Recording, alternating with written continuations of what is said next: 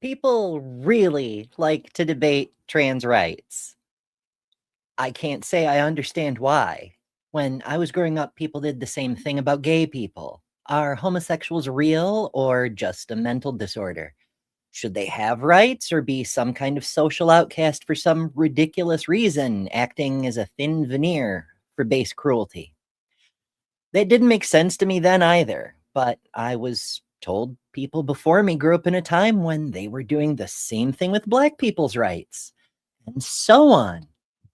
As a child, it seemed absurd to me that people didn't plainly see that all humans deserve equal human rights, and that, but for the grace of God, as they say, it would be their own group in a minority position.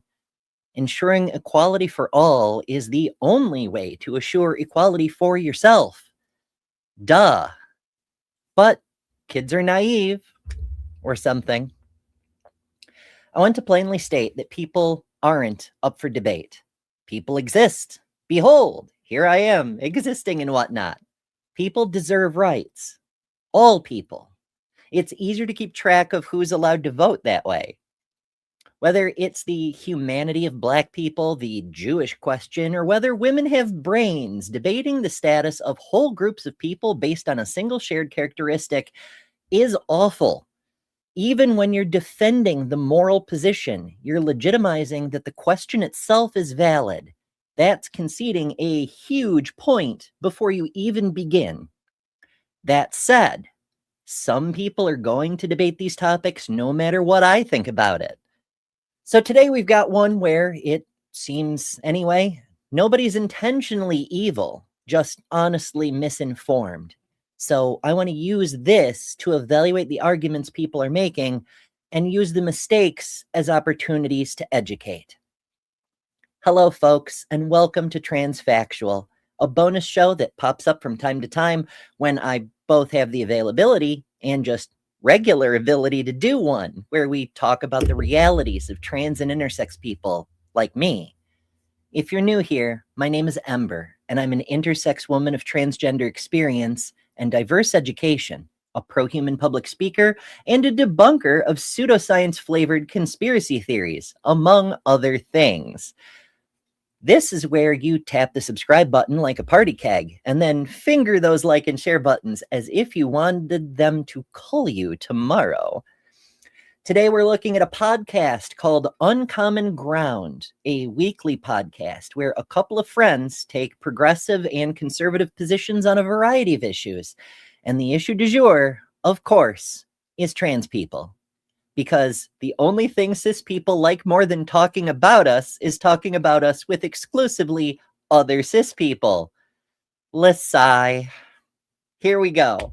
While I pull this up, thank you all so much for joining today. It's lovely to see you all. Let's see, this way. This way? I think this way. Yes. Hello. Okay. Brilliant. This is a longer one, but we do have a hard cutoff tonight. Partly because I still have to do my physical therapy today, and it's been a rough week for that, so I'm trying to prioritize it. So, thank you for joining us. We may not get through this whole thing. That's probably for the best. And with that said, let's hit it. I'm Brandon Clark. This is my co-host Swall Hall, and today we're meeting on Uncommon Grounds, and very uncommon grounds for this episode. It's sure to get spicy, as this is another one of our debate episodes. You've probably seen a few in the past, though I do have to warn the structure is a bit different this time. Instead of doing the 3 rounds, 1 question, like if you've seen any of our other debates, like the God debate, I think we did one on, was it the Crusades and the Spanish Inquisition? Yep. This one we're going to do a bit different. See, they debate. It's what they do. It's their thing. They know each other. They like each other. They've been doing this for a while. We don't know what their ordinary structure is, but maybe they'll tell us what the structure is this time.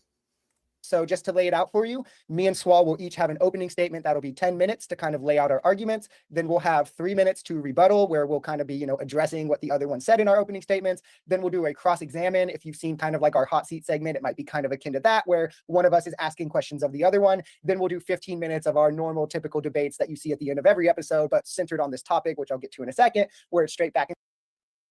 Spoiler alert, they do not stay centered on this topic, which is one of the reasons I'm not worried about whether we can actually finish this debate or not. forth, and then we'll do about 2 minutes to close. And then obviously we'll ask you guys what you guys think, and we'll end the episode like normal. So the prompt we're doing is, should we affirm transgender identity? Is that, I think, what we agreed on, right? Mhm. Yeah, it pretty basic if you've seen our show in terms of things we disagree on. So we thought it would. So yeah, this is a more civil take than some of the spicier possible options, but it's still kind of offset. It's not a center, it's not a neutral position. What should be a neutral position is it any of your fucking business what another person's identity is? Should you be policing other people's identities? You know? Make for a good debate. In terms of order, I guess, for last thing that you guys might want to know, I'll open first. So then I'll also do my rebuttal first after Swal's opening, and then Swal will cross-examine me first, and he'll get to close last. Since I got the first word, he'll get the last word. So Swal, do you have anything you want to say, or anything before we hop in? No, Happy New Year, and today's the last day of Christmas for us Catholics, so time to start taking down the. How many days of Christmas for Catholics are there? Also, I appreciate him saying he's Catholic. Now we have a baseline of understanding where he's coming from and what worldview he's shaping his positions with. Trees and all that, and moving into just a time of what we call ordinary time. So I'm excited for the new year, and yeah, welcome to 2026, people. When discussing if we should affirm transgenderism or their identity, I think it boils down to two questions that make the answer. Record scratch. I need the sound effect, I know. Transgenderism is a bit of a red flag as a term because no one uses that. That's not a thing. It's only the Jordan Petersons and the Matt Walshes and so forth who use that. It's sort of the way young Earth creationists say polystrata fossils instead of upright fossils, like actual scientists refer to those types of phenomena. By using their own unique word, they control what you can see through Google searches because you'll only find their sort of information. So if you search, for example, for transgenderism, you're going to find exclusively TERF stuff because it's only the TERF side who says that. It's not a legitimate term. And the fact our progressive friend is using it anyway gives us a heads up that he's at best partly educated on this. Easy yes. First, there should be a question of if they are the thing in which they claim. As if they are, obviously we should affirm true things. We affirm if women are women, so if trans women are women, it's an easy answer. The second is, sans the truth value of the claim, what utility does affirmation or the refusal to affirm serve society? I think this also can break down to a moral claim, where I'm happy to explain why I believe trans invalidation is objectively immoral. So these are the 3 points I'll touch on in my opening: the truth value, the utility of affirmation. Wait. He's saying it's objectively immoral? That's a take I did not expect. Affirmation and the immorality. Gender is a list of attributes, primarily social and cultural, that are typically associated with either of the two sexes. Gender is also a social construct in that it doesn't exist outside of human society, and even within human societies, it varies among them. It's a social category. Right. There's a considerable amount of variation from culture to culture, even within cultures. If you look at here in the United States, the way women are expected to behave in the North versus in the South, there's a considerable difference. It's less than it used to be in previous generations, but it's definitely there. And there's nothing biological about those cultures. So that's a component of things, certainly.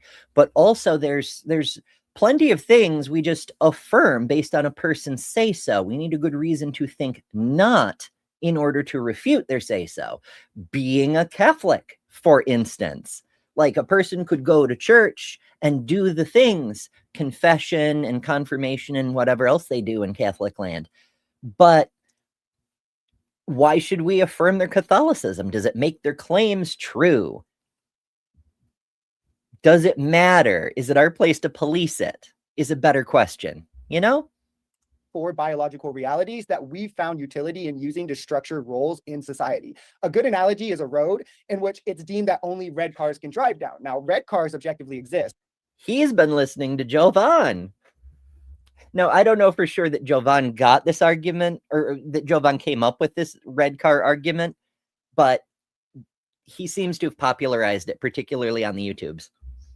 it's not in label, but in property. Red exists, cars exist. But in terms of the grouping of the road to only allow red cars is entirely subjective. So we can apply that analogy to gender. Let's say we have woman road. In Swal's world, only females are allowed on this road. Humans with XX chromosomes do objectively exist. Females do objectively exist, but the grouping of them on woman road is entirely arbitrary and subjective. Now, in yes and no. Like, okay, so our friend isn't quite presenting the analogy in the way that it's most effective. If you call it woman road and you only allow females, then you have to, why do that? Why not just call it female road? But also, you have to police what makes a person a female. Like, what about a female who's born without a uterus, or vaginal agenesis, or whatever the case may be? Or what about a person who's phenotypically female and has lived her whole life as female, but turns out to have complete androgen insensitivity syndrome, or any number of other things? Like, which criteria is it that gives you access to this very exclusive road? And if you can't come up with one determinative criteria, a necessary condition, or if you make exceptions to the necessary condition, then there isn't a necessary condition. Further from that, if we let even one person with XY chromosomes on this road, then we see that females may be typical to fit in the group, but it's not necessary. And this isn't a problem with just gender either. It's a biological reality that any classification or biological grouping will be arbitrary at some point, with species, with sex, and definitely with something as broad as gender. I mean, for instance, sex breaks down into phenotype and genotype, and there's not one classification that will perfectly encompass both. We have It's also worth noting that phenotype and genotype are models that humans created. Like, even the way this is being understood is through a social construct, not something objective to reality. humans with XY chromosomes that give birth. We have humans born XX with no ovaries, cervix, fallopian tubes, etc. Most of the debate hinges on the one conflating gender to biology and then not understanding biology past like grade school levels. Because we don't really even have a true sexual binary. We're sexually dysmorphic. Current biological Sexually dimorphic. Dysmorphia is something else, friend. My goodness. But yes, there's humans are barely sexually dimorphic when it comes to, I mean, look at any other species, and there's usually a great deal more difference between the males and the females, but it's also not a binary. It's a bimodal distribution. For example, you could put Zoran Mandami next to Dwayne Johnson. They're both males, but they're very different males, right? So it's not an on or off thing. There is a spectrum even within maleness. So there's certainly a spectrum through the whole thing, you know? My goodness. But one thing we can know for sure is Stop the Stupidity is fucking cool, because Stop the Stupidity just sent us a super chat for $10. Thank you, STS, and says, for the goal and because you rock. I appreciate both of those things. Consensus is that we're bimodal sexually. So rather than 0 and 10 being the only two options, most people cluster around 0 or 10, but you can fall on any number in between. It's akin to the fact that 99% of the atoms in the world are hydrogen or helium, but we don't call the periodic table a binary. So trying to And that's one that I've heard in a few different places, but I heard it first from Nominal Naomi, whom I'm hoping eventually makes a return to YouTube because she's fucking awesome. But that's neither here nor there. Yeah, if he had more time to expound on this, these things are fascinating. There's a lot to dig into in a lot of these, like the periodic table. If you look at it, I think it's something along the lines of 50-some% of all atoms in the universe are hydrogen, and nearly another 50% are helium, and the remainder, everything else that everything is made of, including carbon, oxygen, potassium, phosphorus, all the things that you need to exist, they're in this tiny little sliver. So you could call the periodic table a binary, but it isn't, because there are other things, and the other things are kind of important. But it's worse than that, because the periodic table, that kind of invites black and white thinking. Like he refers to the spectrum as like 0 to 10. You could say red to blue, which we do from time to time, because it is useful to think of the spectrum as a spectrum. There are people who say there's only red and only blue, but they're ignoring the yellows, the greens, the oranges, etc. There's so much more than just red or blue. But really, what we're looking at is black and white thinking. They're saying it's only black, only white, no gray. And this is especially endemic for philosophy bros because they get caught up in the laws of logic, this idea of excluded middle. There must be only the thing and not the thing and nothing in between. But that's fine for philosophy, but reality doesn't necessarily have to comport with your models of how you understand things. Form a binary social construct off something that is bimodal at best is a bit of a false premise to begin with, as everyone who doesn't fit in 0 and 10 will be hard to place. And he's also getting a little way off topic. Like, the fact that there is a binary is useful for this necessary condition argument, but whether trans people are valid and should be allowed to just exist, it doesn't depend on there being a spectrum. It's so far off in the weeds. this is where trans people's claim is validated. The clear problem is that when we came to understand gender as this sociological concept, we understood sex as binary, and a false premise will always lead to a false conclusion. If we're I do like that. As much as I rag on philosophy bros, I do like that. A false premise will lead to a false conclusion. That's handy to keep around, especially when you're engaging young earth creationists, for example. intertwining gender with sex, which it is intertwined, it would inherently mean that it too should be bimodal, not binary, and claims otherwise would be science denial, which I would consider full reduction to absurdity. And accepting this claim validates then that there are people who would not fit in the binary, thus be non-binary, which is a concession that it exists. And again, we should affirm true things. So with that either kind of reducing the argument. Okay, I see where he's going. He's kind of almost setting up a Mott and Bailey. I don't know if he plans to use it that way. For anybody who doesn't know, a Mott and Bailey is when you make a strong claim, but then when you're pushed on it, you retreat back to a more fortified, easily defensible position and a different argument that's easier to hold up against scrutiny. And sometimes progressive debaters will put forward non-binary people as a somewhat defensible position, but if they get too much pushback, they'll sacrifice the non-binary people and retreat to the legitimacy of the true transsexuals, which gets icky and weird, but sometimes we see that anyway. For the record, non-binary people are valid for the same reason cis people are valid. Argument to absurdity or conceding the validity of transgenderism, I kind of want to move to the utility of affirmation, as just kind of the sheer data and absolute consensus on this creates a burden of proof that is insurmountable with just feelings. Every single major medical, psychological, and scientific institution both see trans identity as valid, gender separate from sex, and affirmation is the correct response. Globally, we have the that really is a whole ball of information that he's just blowing right past at warp speed, but it's kind of important. Every single major medical organization on this planet and virtually every other scientific organization on this planet agree trans people are legitimate, and affirmation is not only the best, but the only viable form of care. It's ridiculous the amount of consensus. There's more consensus on how to handle trans people, how to validate and offer care for trans people than on evolution.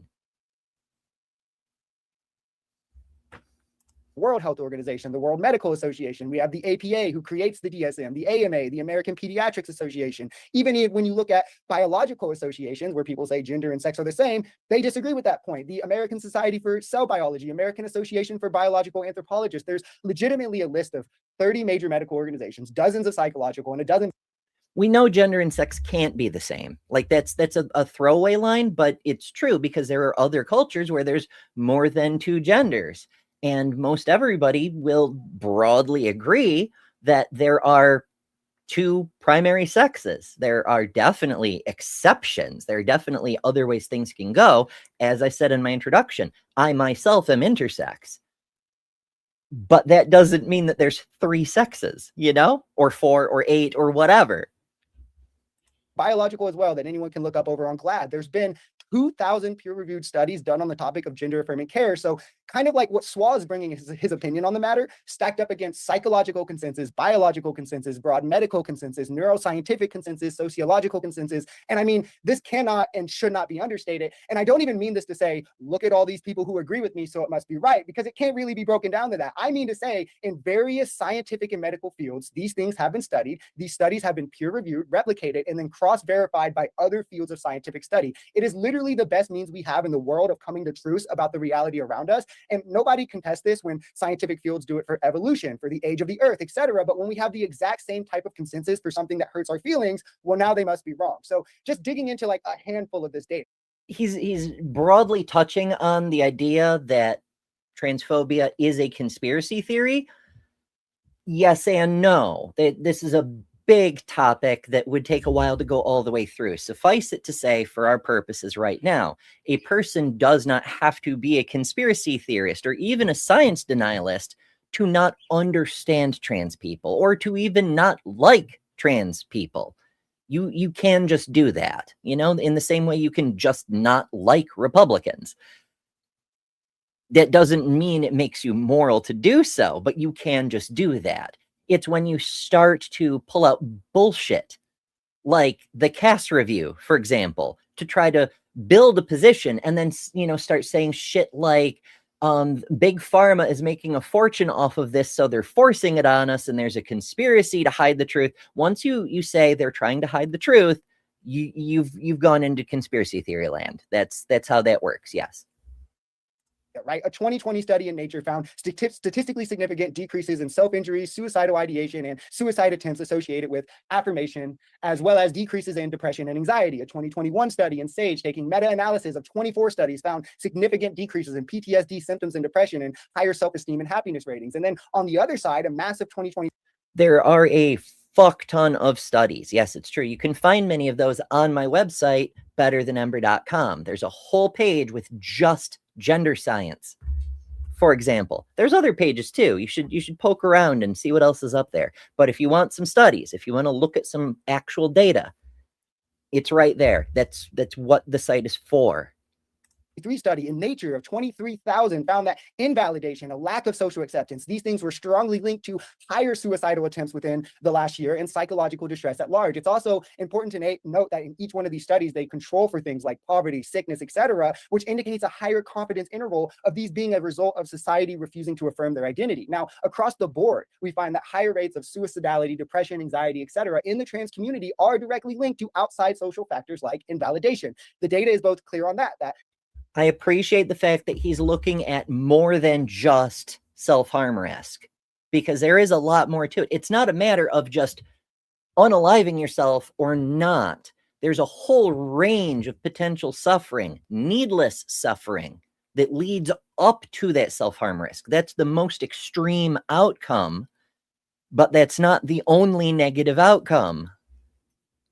Invalidating someone's identity leads to psychological harm, and that affirmation of a transgender's individual's expression leads to significantly better outcomes in quality of life and mental health. These are the most credible scientific journals we have: Nature, Springer, Sage, the most credible scientific institutions we have, the AMA, APA, etc., coming to a conclusion about reality. Again, the best means we have to come to provisional truths. So with that, we've kind of proven how gender does not exist as a binary and is not the same as sex, which validates transgender identity existing. We've proven the overwhelming scientific and medical consensus that affirmation leads to better outcomes. So then let's discuss why I believe rejecting to affirm transgenders individuals' expression is objectively immoral. On the question of morality, I do think you can come to a sense of objective morals. The only way objective morality can be had is through the laws of logic, since they themselves are objectively true. Difference itself proves logic quickly. You can't have difference without identity. If A is not A, there's no difference between A and B. You can't have difference with contradiction. Difference requires boundary. If A can also be not A.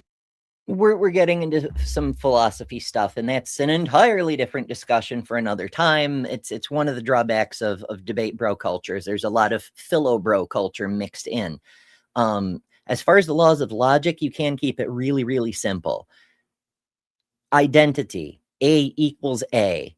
We've already established, he's already demonstrated that gender is a category based on a cluster of characteristics, right? Like even the archetypical transphobe, Janice Raymond laid this out, that there's several criteria that go into determining your gender, such as not just your gonads or your reproductive cells, but also the rest of your anatomy, your secondary sexual characteristics, whether you have a beard or boobs, for example, how people see you, how people perceive you, your behaviors, your hormones. There's so many different things. It's a constellational category.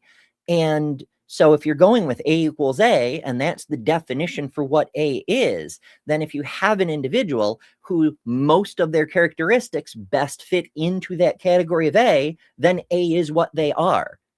Even Janice Raymond could not dispute that a transsexual woman, because that was the term that was in use at the time, the Transsexual Empire is her book, incidentally. Even she could not dispute that a transsexual woman is a woman because it meets the criteria she laid out.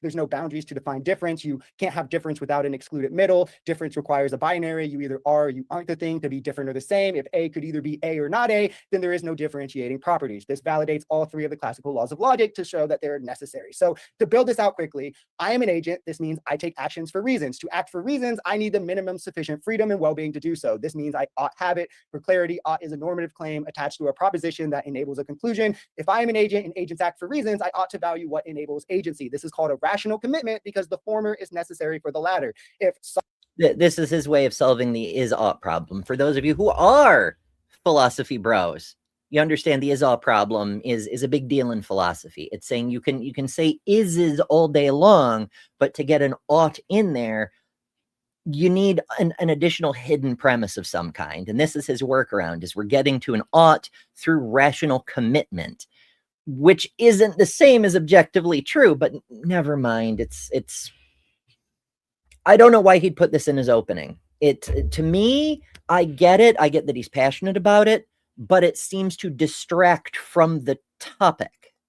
But maybe I'm a silly bean. Someone ought to have something that others ought not interfere with it. This means you have a right to it. And if being an agent alone is enough for me to have that right, then it is agency itself which validates that right, meaning anyone with agency ought to have freedom and well-being, which we all have agency. It would take agency to deny you have agency, which would be a practical contradiction. Contradictions can't exist. So then if we all have the right to freedom and well-being. Well, no, see, that's a problem, is you can't say contradictions cannot exist when you're dealing with oughts, because you're no longer in three laws of logic territory, which do say that, the law of non-contradiction is literally a law. You can have contradictions when it comes to oughts. For example, there are Black people who are MAGA, who think that Black people should be put back in slavery. There's anti-trans people like Blair White and Buck Angel. Like, you can have contradictions when you're dealing with people in value judgment situations committing to oughts. It isn't rational, but it does happen, Andrew asks, is this sped up or is he just really good at speaking? A little bit of each, because this is a very long debate and we only have so much time. The video is at 1.25 playback speed, which is what I normally use for YouTube, but he's also going very, very fast, which makes him about half the speed of Ben Shapiro. And invalidating trans identity is objectively demonstrated to harm a person's well-being, mentally, emotionally, socially, and more, then clearly it is an immoral act. And this is objectively true, as denial would lead to a logical contradiction, which cannot exist, which means your worldview would be untrue. So to summarize my position. Well, oh my goodness, there's so much philosophy nonsense tied up in there. It doesn't matter if your worldview is true. Is it harmful? That's as far as you need. Holy crap. I don't know. Maybe he's showing off for his bestie. Quickly, transgenderism is validated by the fact that sex itself is not binary and gender is not strictly biological, but in the means that it is intertwined with sex, it would be a false premise, thus a false conclusion, to make a binary social construct out of a bimodal biological reality. Affirmation itself is validated by the sheer data and consensus to back its efficacy in relation to transgender individuals and their well-being, and we demonstrated how the contrary, invalidating or refusing to affirm trans people, is therefore objectively immoral. So on the prompt of should we affirm trans people, yes, because trans women are women, trans men are men. We affirm that women and men are women and men. So we should affirm that trans women and men are women and men. Yes, because affirmation is proven to be beneficial. And yes, because denial would be immoral. So with that. I mean, I do appreciate that he lays out his points and then just states them plainly, as a sort of a recap of what he just showed us. And that's wonderful. That's fantastic. But ultimately, it just boils down to one thing. If gender, whether gender is linked to sex or not, sex isn't binary, so gender can't be either, you know?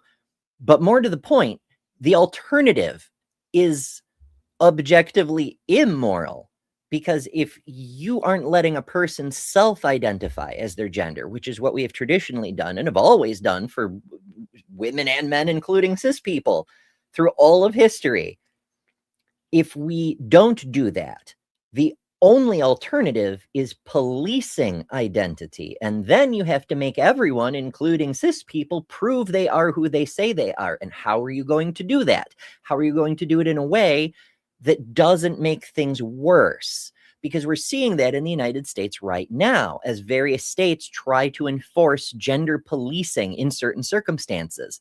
And whatever you think about that, it is indisputable that it has done the exact opposite of make anyone safer. I rest my time. This debate is not about whether trans people deserve dignity or protection. They do. The question is whether society should affirm the Okay, I mean, I guess we're settled on that one. Huzzah.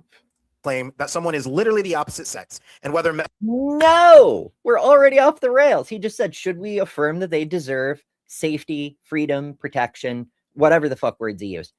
Yeah, okay, we're agreed. Good, debate over. Now he's moving on. He's moving the goalpost away from the actual prompt of the debate to say, are we saying gender and sex are what the fuck did he say?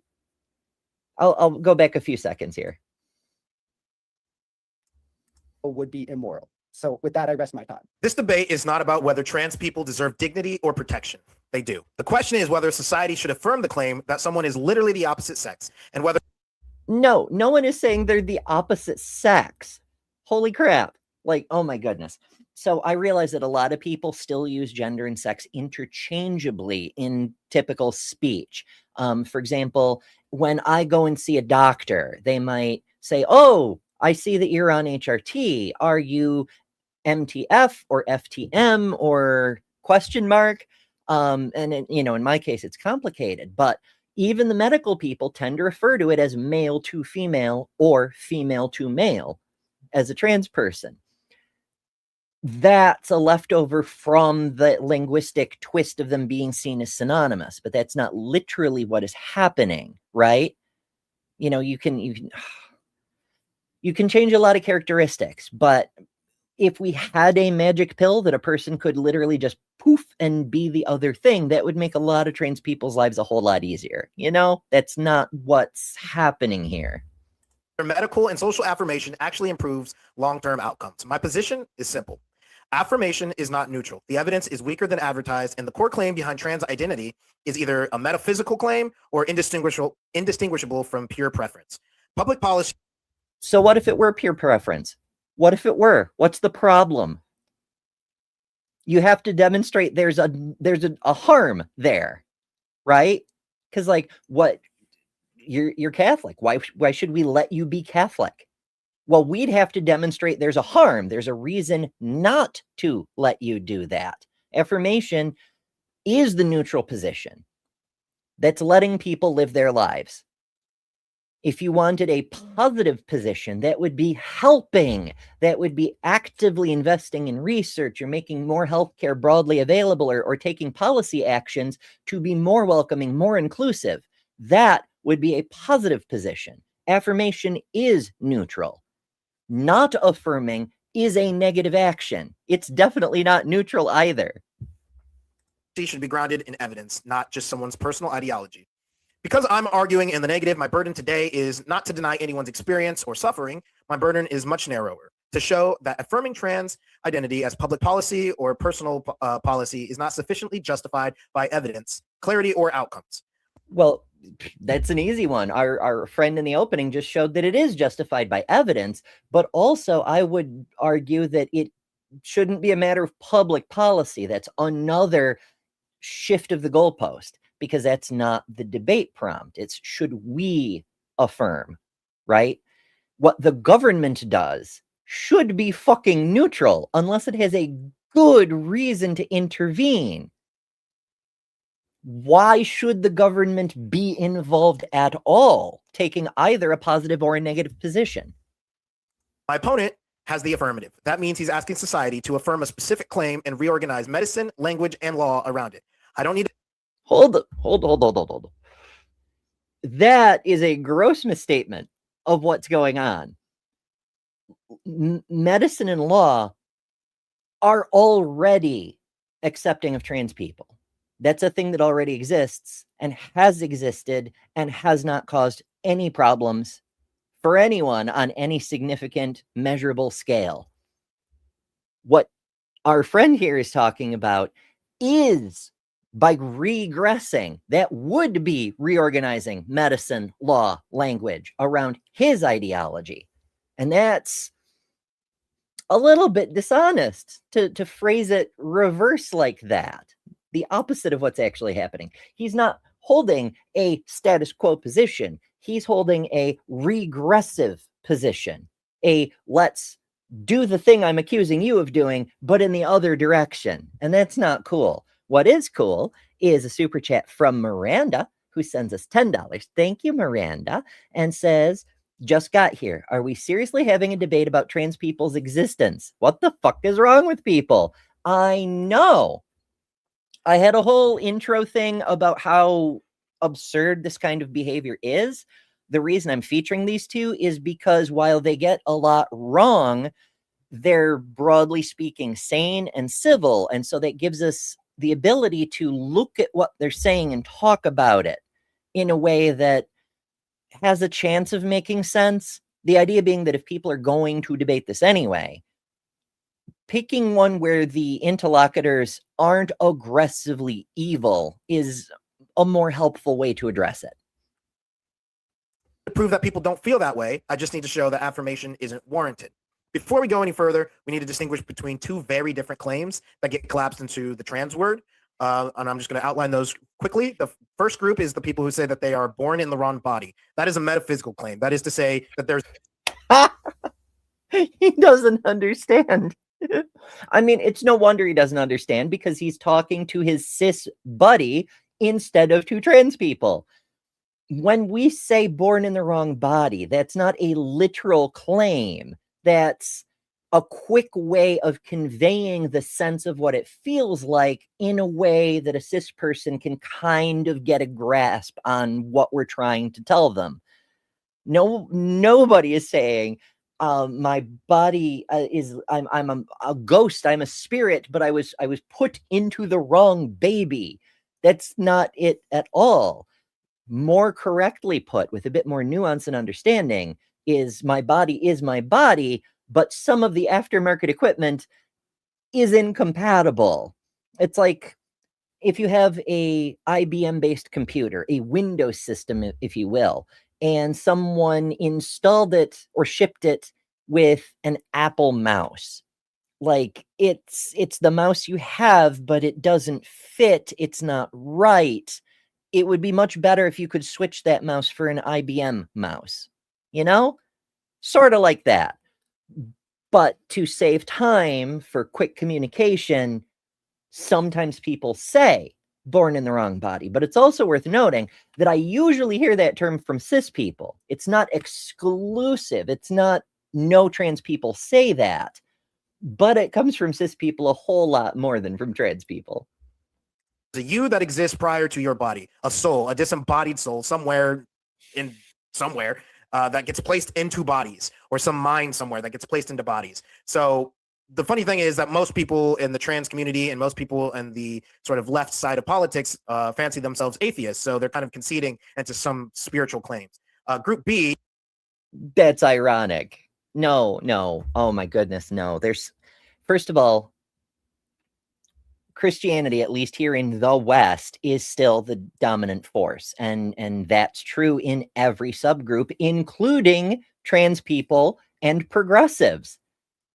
Both groups are still predominantly Christian. Now, you will find among atheists a larger proportion who are progressive, but that's not the same thing. It's not all atheists are progressive.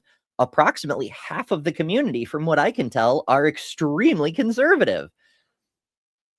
We don't have very good data on that.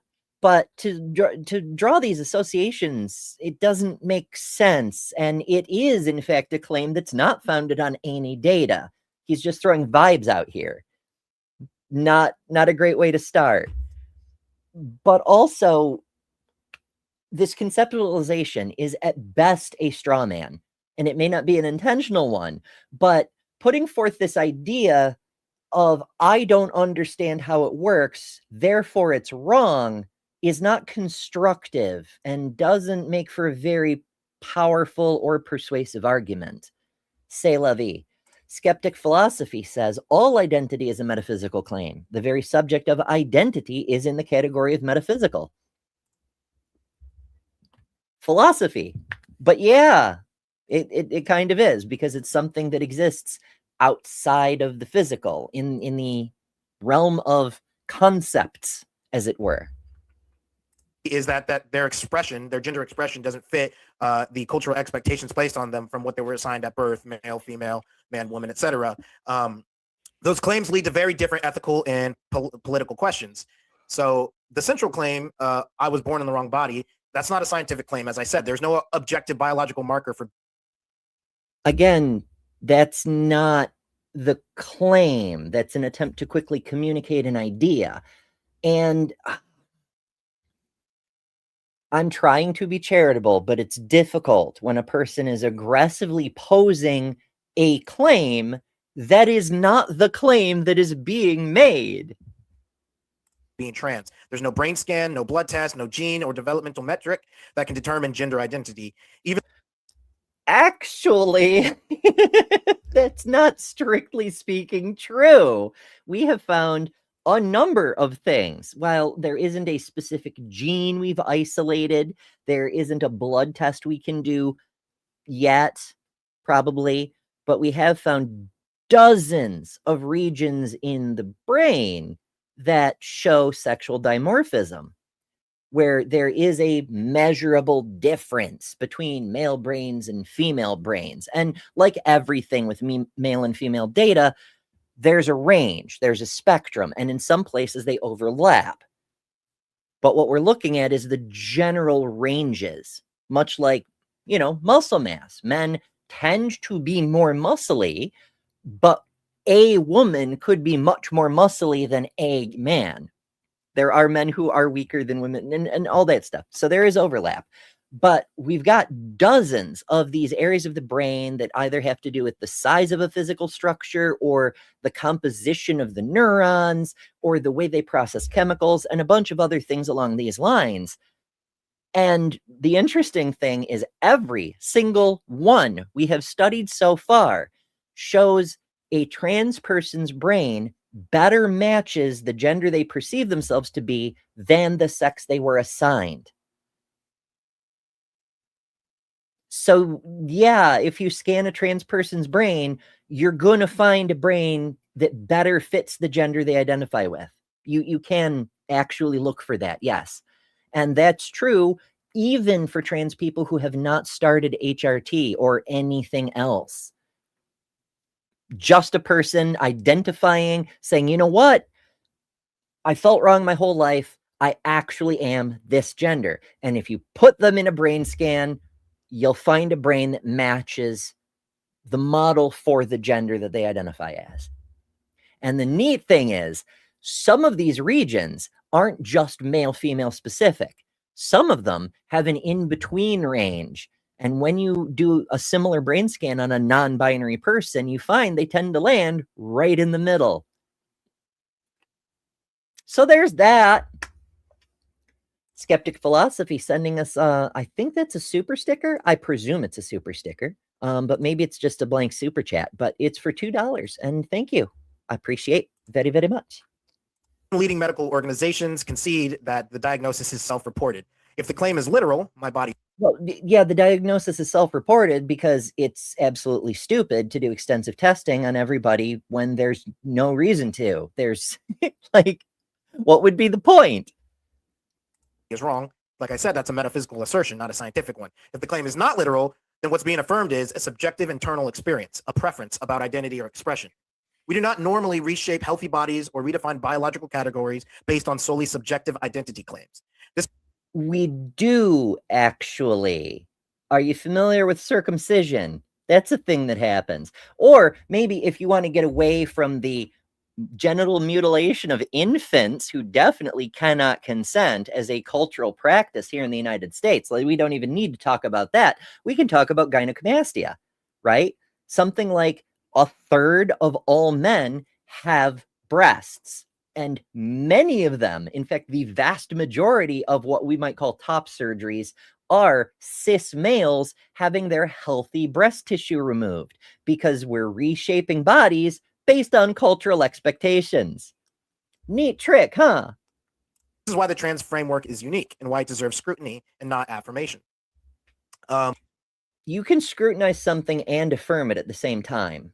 That, in fact, we generally do that. We provisionally accept scientific models, conceptions of how things work, but we never fully lock down a model. We're always open to new information. We're always reconfirming things that we think we already know in case we missed something.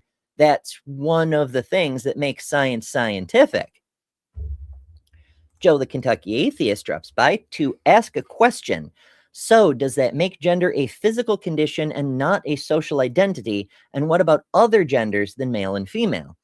So it gets complicated because we're starting to talk about, is it a function of the physical component of the brain that determines gender? I don't really like that direction of conversation. It could well be that we could eventually nail down specific criteria for every specific gender, including male, female, and everything in between. Maybe there's a certain brain structure that happens to be an analog for whether a person is a femboy or a tomboy or whatever the case may be. Maybe there is, but should a person have to go through a brain scan just to prove a thing that they're just saying? They're like, I want to live in this fashion. Should a person have to go through a brain scan to say, I want to be a trad wife, or I want to be a U-Haul lesbian? Like, people should be able to just live their lives, especially when it makes no difference to anyone else. That's just my take on it, though. Many traits now labeled as gender identity are historically personality traits. Masculine women, feminine men, gender nonconforming behavior.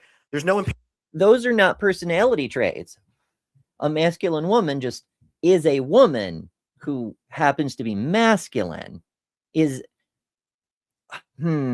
hurts my head because I know this fellow is a philosophy bro, but he seems a little bit dim when it comes to real world stuff. And I don't mean that as an insult. I mean it in kind of like a blinders sort of way.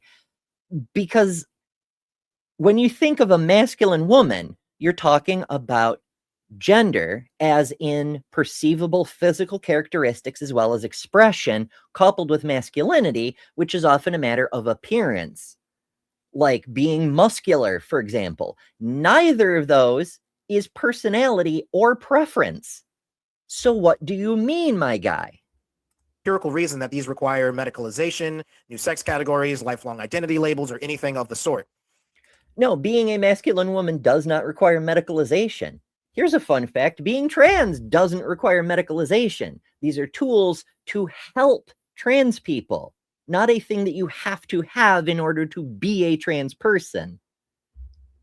Why should a boy who dislikes male stereotypes be told he might not be a boy instead of being told a boy can be many things? Anything. He's got this one entirely backwards, which I suppose we should expect. It's not that a boy is being told he isn't a boy because he doesn't like boy things. It's the other way around. It's a young child saying, I'm not a boy, and being forced to only like boy things. to reaffirm his boyness or something. And that's harmful. And I think if our friend thought about it for a second, he would understand why and agree to that. I think that this is a problem that we need.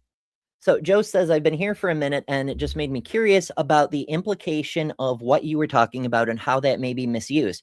Exactly. That's one of the reasons that we don't want to push in that direction, because there is the potential for it to be misused.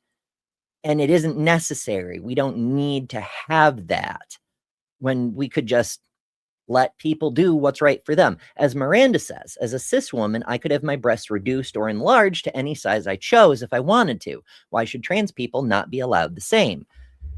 Exactly. We don't make a cis woman go through a brain scan before we allow her to have a breast reduction to make sure her neurological structure is in keeping with a smaller breasted woman or a larger breasted woman. We just let her do what makes her comfortable in her own body.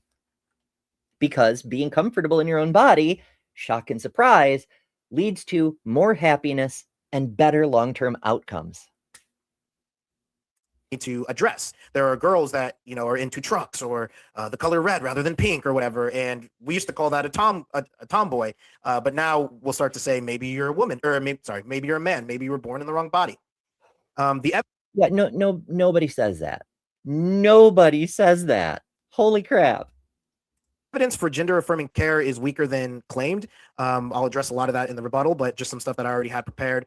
The CAS review from 2024 was commissioned by CAS review. Okay. By the UK's National Health Service, and they reviewed hundreds of studies on pediatric gender medicine and found that stuff like puberty blockers, cross-sex hormones, and all of that was low quality, inconsistent, and uncertain. And their conclusion was, I'll let him finish the conclusion. Was that there is no solid evidence that these interventions improve long-term mental health in minors. And this actually led to... Okay, so no, none of that is correct. So the CAS review was commissioned by a political wing of the UK government with a conclusion in mind that they were required to get to. And for doing what they were required to do, the conclusion that was given them ahead of the task, Cass was elevated to I believe her title is baronet, but possibly it's a full baroness. I don't follow the UK royals. But yeah, she had a job, she carried it out, and she was rewarded for it with a noble title. Holy crap.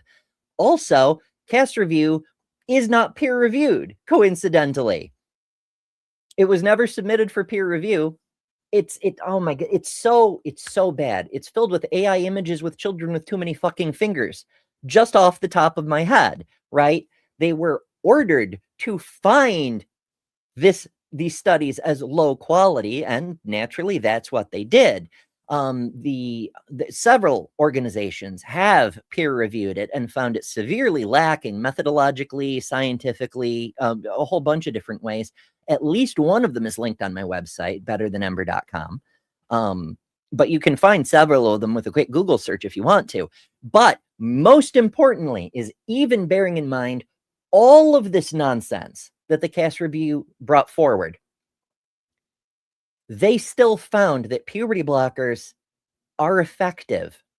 Despite their best efforts, their own data show that puberty blockers help young trans kids not get worse when it comes to mental stability. It doesn't improve their condition, but it wouldn't, would it? Because it's not treatment, it's the suspension of their situation getting worse. And that's exactly what it does. It keeps them from getting worse. Whereas the control group, or the kids who didn't have access, their mental state continued to deteriorate as they were pushed through the wrong puberty, which is exactly what you'd expect a puberty blocker to do. So even with all that nonsense, the CAS review still, or CAS report rather, it still showed puberty blockers are effective if you actually read the damn thing. Them shutting down I think it was called the Tavistock Clinic, and doing like a full reversal on all of their policies. The suicide reduction claim is also overstated. There was a widely cited study claiming mental health improvement. Brandstrom and I'm going to mess up the name, Pochnakis, in 2020, and the authors later issued a formal correction stating that their data did not support causal conclusions. The strongest claims were removed, and yet I don't know the specific study he's citing, and I can't look it up because he mispronounced the author's names. A single outlier does not overturn consensus. You need to show results over and over and over and over. That's why we use peer review, because a result has to be replicable for it to be science. this study is the most widely cited proof that people use. I don't think that No, as far as the suicide reduction claim, there's at least 2 of those on the website. Again, betterthanember.com. But there's a whole bunch of studies that show both from satisfaction, user report, satisfaction with quality of life, as well as mental distress studies, as well as results-based outcomes. There have been a number of studies, long-term studies, where people who went through gender clinics and received services were tracked long-term to see what happened to them. Did they live? Did they die? If they died, how did they die? Were they murdered? Was it self-deletion? Was it natural causes? Because all of this data is useful, especially in the early stages of research. Like, for example, if estrogen really does increase your chances of breast cancer, they wanted to know that. So if a whole bunch of trans women were dying of breast cancer around, the age of 35, that would be really good to know. So they were tracking all the outcomes. And they found that trans people who are able to access care, their rate of self-deletion fell right off a cliff. All of a sudden, they wanted to live. Amazing. Policy that should be built on such flimsy evidence. Like I said, early studies have claimed that there is regret rates of just under 1%. But a lot of these studies were very short term, based on older cohorts, and often excluded people. A lot of studies were shorter term. A lot of studies were very limited cohorts. However, that 1% or less rate is consistent across every study, including the largest studies ever done, which are also linked on the website, betterthanember.com. I forget the name of the study. It was done through the CDC, and it had something like 92,000 participants. There's also longitudinal studies. The Children's Hospital in Perth did a very long-term study on this sort of thing. And every way we look at this, every group we see, it's always 1% or less regret rate. And even when we have a regret rate, it could be anything that causes that regret. When we start to dig into that, when we look at the studies breaking that down, we find that there are complications. For example, an infection after a surgery can lead to regret. It isn't necessarily dissatisfaction with transition. It isn't necessarily a wish to reverse the procedures, but something else that led to dissatisfaction. So, yeah, it is less than a 1% regret rate, which is ridiculous because it is by far lower than anything else we do, which means not only is it very effective, but it should be higher. It means we're keeping people out who could benefit from it out of fear that some people who might not benefit from it as much might get access to it. Oh, no. To put it in perspective, the regret rate for people who received circumcisions is 25 times higher on the low end. And yet no one is running around saying, oh, we need to ban infant circumcisions. I mean, I'm saying that, and several other intersex advocates and child rights advocates are saying that. But as a broad political movement, literally no one is talking about that, even though the demonstrable regret rate is orders of magnitude larger. So what's the problem? It's a double standard, which is to say it's bullshit. Lost to follow up. And so we have currently a growing number of detransitioners, and many report inadequate psychological screening, social pressure. Inadequate psychological screening? Holy shit, my guy. Do you know what a person has to go through to gain access to HRT? even with relaxed standards under I think it's the WPATH's Standards of Care version 8, you still, as an under 18 person, have to go through a minimum of 6 months of counseling. Like, what the fuck, my guy? Under the old Harry Benjamin protocols, you had to live as your gender for a full year before you were even allowed to access the treatment that would enable you to live as your gender without getting murdered. What do you want? And also, is there any reason for that? Is there any basis for that being required?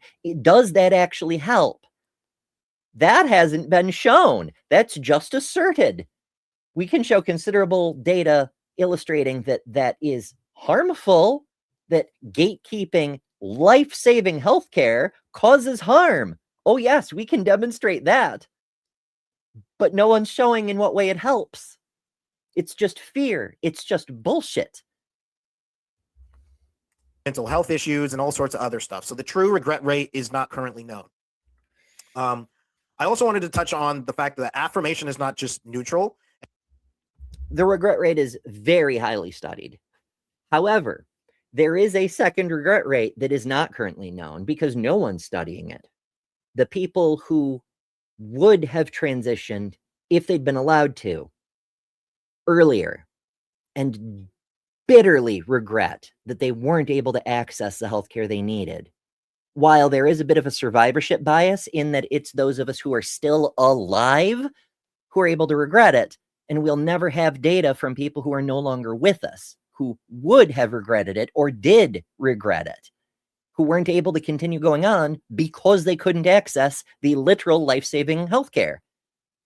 We couldn't save their lives because they couldn't access the life-saving healthcare, and they're no longer here. But there is a very high regret rate among later in life trans people because many of us knew from a very young age, but we couldn't get access.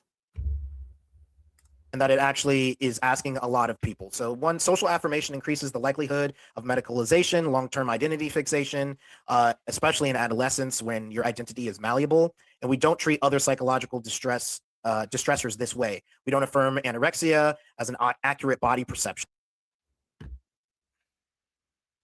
So he's been listening to Frank Turek or some other religious apologist because they like to throw around anorexia as a comparison.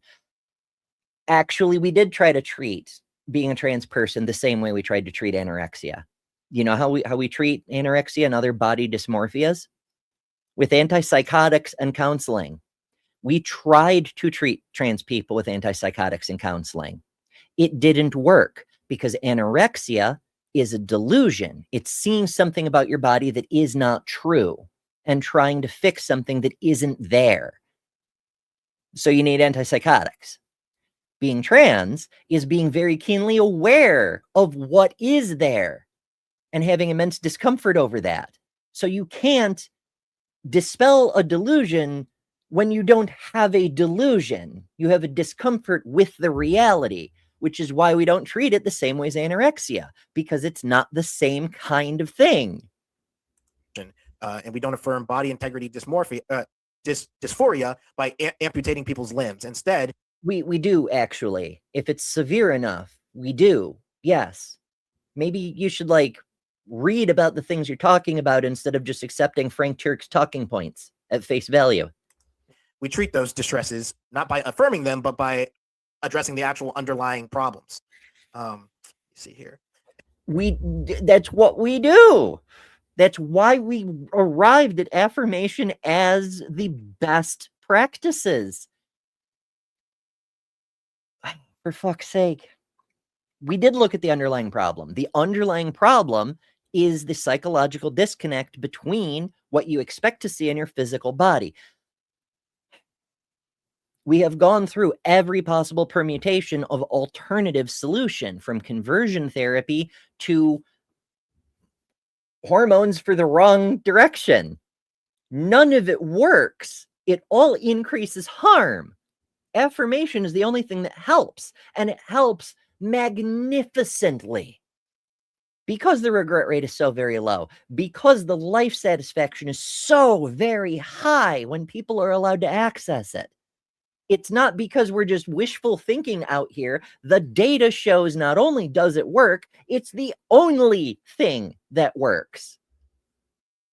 And so, obviously, as you all know, I'm a Catholic, so I wanted to approach this all from a secular means. So I won't be bringing up anything religion. So I'm arguing purely secularly here. I don't think that you need to deny people's dignity. I don't think you're necessarily denying people's dignity when you reject affirmation. I think you are, though. I get why he might think that's not the case. But if I were to come up to a cis woman and say, you're not a woman, you're an unwoman. Well, I'm not denying your dignity. You're still a human being. But to take away your womanhood when that's part of your identity, that is dehumanizing, because what are you if you're not who you are? So by the same token, saying to a trans person, you're not who you say you are, you're who I say you are, is equally dehumanizing.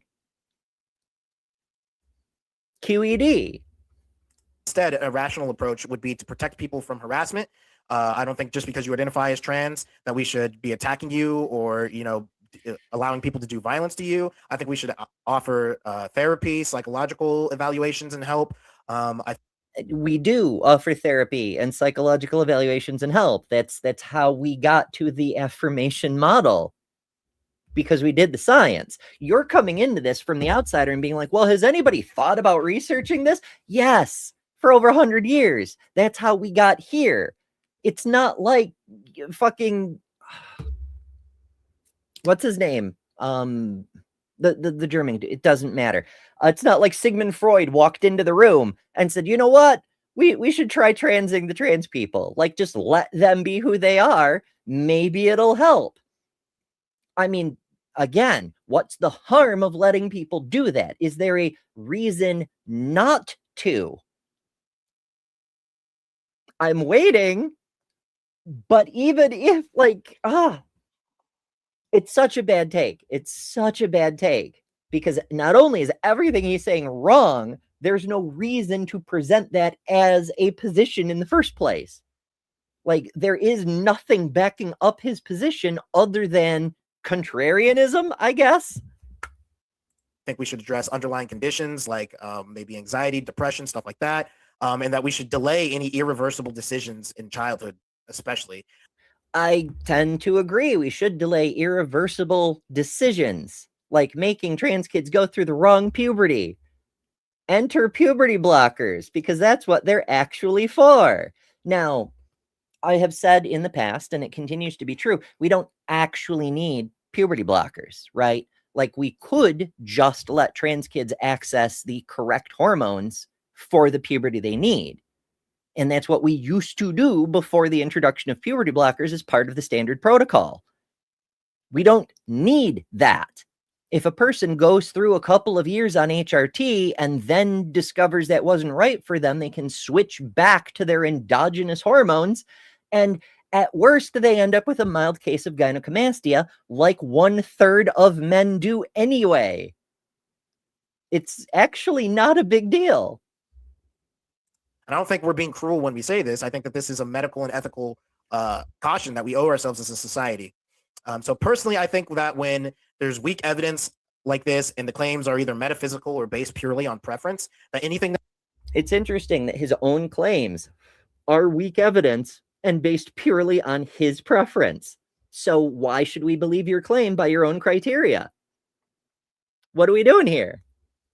That's going to be irreversible or ask a lot of people or change laws on a societal scale, that we need to act with the best evidence and not just go with people's feelings. And with that, I yield my time.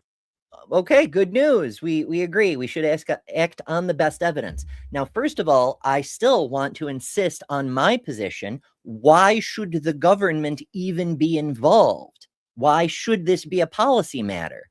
Just let doctors do the doctoring based on the evidence. Holy crap. But also, yes, all the evidence is on one side of this. There's a bit of propaganda bullshit, but even if it weren't propaganda bullshit on the other side, even if it were real science, real peer-reviewed, repeatable science, again, outliers do not overturn a consensus. You have to show it's true and not an anomaly. Okay, so for my rebuttal, I just want to address a few of the things that you said, and then we can get into it more in the back and forth.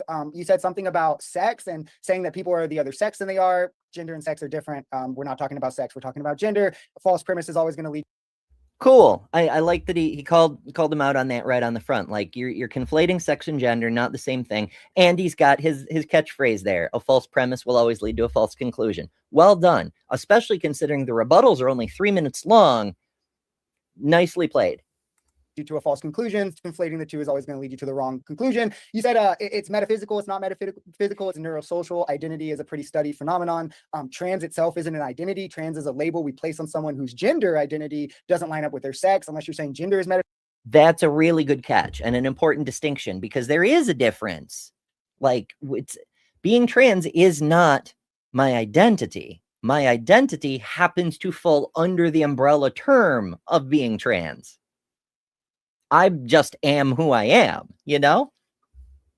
Physical, that's a nonsensical claim. Not reorganize medical labels. You said something about reorganizing medical, this and that. It's already established. Again, medical consensus is established on this. Gender and sex are different. Affirmation is the treatment that leads to the best outcomes. Right. It just is. It just is medical fact at this point. Research is ongoing because we want the best information possible. If we're wrong about something, we want to know it. But to make decisions, we have to use the information we currently have available. And all the information we currently have available says the affirmative model is the correct way to do this, period. Irish DC says, because he brought up being Catholic, I read an article that claims the Talmud recognizes 7 genders. That's also linked on the website, betterthanumber.com. It's from a website called My Jewish Learning. It used to say 8 genders in the Talmud. For some reason, after January 20th of last year, they changed it to 7. I don't know why, but if anybody else is interested, it's a fascinating read, and that's linked on the website too. I have a fuck ton of resources. They're there for you to use. Feel free to use them. Poke around. You said something about biological identity is trans, or I don't even know. You conflated trans to an identity. Again, trans is a label we place on people whose gender identity doesn't line up with their sex. Internal experience, you said something about we shouldn't validate people's subjective internal experience. Being a Christian is a subjective internal experience. Being a Republican. Oh, yeah. Being a Christian is a subjective internal experience. Being a sports fan. Seeing a Bills game or a Cowboys game or a Bears or whatever sports ball you prefer, like, you get excited for your team. There's nothing objective about that. That's a totally subjective internal experience, and you're welcome to it because there's no reason to take that away from you. It's not doing any harm. Republican is a subjective internal experience. We write laws around these things. You can't discriminate against people on the basis of their religion. This is also a social construct. This also hinges entirely on self-identification. To say that we shouldn't do it for trans people is to say we also shouldn't do it for religious people, but we already do. You pointed to, well, that's a non sequitur, but he is correct that we already do. That is the current state of the law. What the opponent is talking about would involve rewriting existing law, which is what we see happening in red state governments and at the federal level right now here in the US. And we're seeing disastrous consequences because of it. It's not making anyone safer, and it's making a whole lot of people a lot less safe. like a thing of 100 studies by one organization. Outliers don't overtake consensus. There's scientists who think the earth is flat, who think evolution is wrong. That doesn't matter. There's 2,000 studies, right, done on this, over 2,000 studies. 100 is 5% of the data, right? We have studies from Nature, from Springer, from Sage. These are peer reviewed. These are replicated. They are relevant sample sizes, 23,000. There's one with hundreds. There's 24 studies that includes thousands of people. This is relevant to the trans population. Regret is linked heavily to out. There's also a meta study from Cornell before the current wave of nonsense. And again, it's important to recognize this only became a political issue when the conservatives needed another wedge issue. So many conservatives talk about how we didn't hear about this 10 years ago. You didn't hear about it because you're a privileged asshole who lives in a rich people bubble, but that's neither here nor there. It wasn't talked about because no one cared. They were super focused on keeping gay people from marrying. But as soon as they lost on that, they needed something else they could make a political football out of. so that they could distract the common voter from how badly they're being screwed by the top 1%. It's entirely political. If there were anything real to this movement, there would have been pushback before it became politically expeditious to target us. Social factors, things like invalidation. And we do know a lot about in terms of the regret rate, which is pretty low. And most people who even do end up regretting don't go back to their sex assigned at birth. They identify as non-binary. You said then we should treat things, not affirm. That's worth noting. Just because a person regrets doesn't mean they necessarily want to reverse. There's one study on the website in particular. It's been a while since I looked at it, so I can't think of the title of it off the top of my head. But out of a group of, I believe it was 80 participants, which is a fairly low number, but it's what they had. They had 2 patients regret. Neither of them wanted to reverse what was done. They didn't regret it enough to want to change back. They regretted, but they opted to keep the results. So there's that. Affirmation is the treatment shown. Even if you want to say this is a problem, it's a this and that, which again is against the consensus. The APA, who writes the DSM-5, which diagnoses mental illnesses, says that not all trans people have gender dysphoria. So no, it's not like a mental illness we should treat. But even if you want to say it is, affirmation is again shown to be the treatment. And then you said something about not rejecting dignity. It's not rejecting a person's dignity to reject their identity. I think that's silly. If people rejected that you were a man, they just started telling you you're not a man, you're hardly the man you should be, you would probably feel your dignity a bit encroached on. But right, that's sort of like what I was saying, but kind of a bit more applicable, because men get really sensitive about their identity, right? Like if somebody comes at you and starts saying something like, well, you're not a real man because real men watch football games, or whatever the case may be, it's demeaning. It's belittling. It's an insult to your dignity. Yes. That's my 3 minutes, so I'll rest my time there on my rebuttal. So you mentioned that affirmation can save lives. It reduces suicidality, but correlation does not equal causation. And as I mentioned with the CAS review, the evidence is mixed and very low quality, and that there have been a lot of key. Yes, the CAS review's evidence is mixed and very low quality. I agree with that, but that doesn't mean the consensus is wrong. But also, yeah, correlation doesn't equal causation. Do you want to like do something with that claim, or are you just going to throw a platitude out there on the table like it means something? We're all aware correlation does not equal causation. What are you trying to apply that to? Are you trying to imply that treatment and increased happiness, lower suffering, better overall outcomes are correlative but not causative? Because you'd have to demonstrate that, friend. Studies that have been walked back, and they've been no, that's not what we meant, and that the suicide risk remains pretty elevated after transition, very comparable to what it is prior to transition. And if after partially true, there is an elevated risk post-transition. Now, first of all, what do we mean by post-transition? Because it's not like you flip a switch and you're transitioned, right? Like the process takes years, and what you need depends on your individual circumstances, right? Like some people need both top and bottom surgery. Some people don't. Some people need HRT and some people don't. A person who doesn't have any particular physical dysphoria could just change their name, change their outfit, and they're good to go. Fine. In their case, their transition can be very, very quick. But for some people, it takes years to go through. So what do we mean by post-transition? During transition is a whole other thing, where you do get a whole lot of harassment and other problems. Ask me how I know. But even post-transition, there are issues that aren't because of the transition, but because of how society views you as a trans person. Study after study after study has shown that the majority of people whose quality of life remains relatively low post-transition has nothing to do with the transition and the fact that they're rejected by their families, or their workplaces make their lives difficult, or other outside social pressures from people who believe, based on no evidence at all, that not affirming people is the correct thing to do. In that case, the evidence indicates that it's not transitioning that is the problem. It's people hating on trans people for existing based on nothing other than their own prejudices. So, based on that data, we should be doing something about the prejudices, like, giving trans people explicit workplace protections, for instance, the same way we've done with every other minority for exactly that reason. Information were a solution, then you would expect durable improvement, and that's just not what we're seeing in the. We do, though. We do. The rate of suicidality, and again, that's only one dimension of the potential harm and suffering, but it does go down. It stays elevated over the cis population, but it goes down significantly. And the more social acceptance shows a greater rate of reduction. For instance, statistically speaking, having just one affirming parent lowers a person's rate of self-harm by 16/17.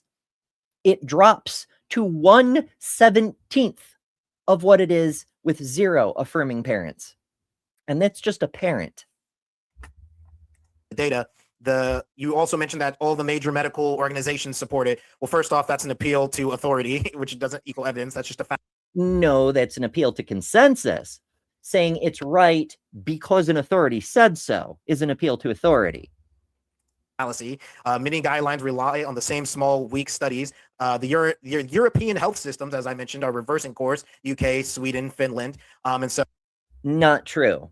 There are some European countries reversing course under political pressure, not medical information. And not all of those countries are involved. We've been reporting over the past year that several countries, including Scandinavian countries, including Central European countries, including France and Switzerland and Spain and so forth, are not just holding firm, increasing new policy level protections, but doubling down and making it easier for trans people to access care based on the strength of the medical data.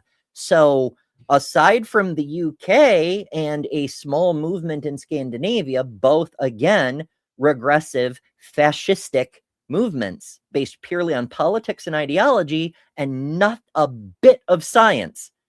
What do you mean? So it seems like, yeah, the medical consensus was that lobotomies were cool too, and that was great. And then we walked it back because. Holy shit. There was never a medical consensus that lobotomies were a good idea. There were a few practitioners running around performing it without a care as to whether there was a consensus supporting them. They believed the same way conversion therapy physicians and psychologists and psychiatrists were running around just performing conversion therapy rituals and whatnot, despite the fact that it did obvious, demonstrable, and qualitative harm to their patients. Just because a physician did it doesn't mean it was the consensus. Science, thankfully, walks things back when we get better data. And as we're going further and further into this trans debate, so to speak, it seems like the science is actually walking a lot of these claims back. And science just doesn't work by, a major press release saying everybody agrees.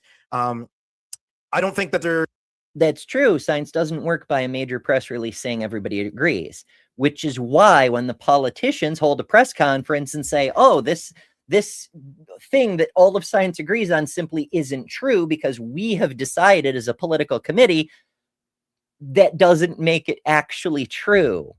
Declarations don't actually affect how science works. See everything the current US administration is trying as a demonstration, because they can declare things all day long, but it doesn't actually change reality. It's a neat trick.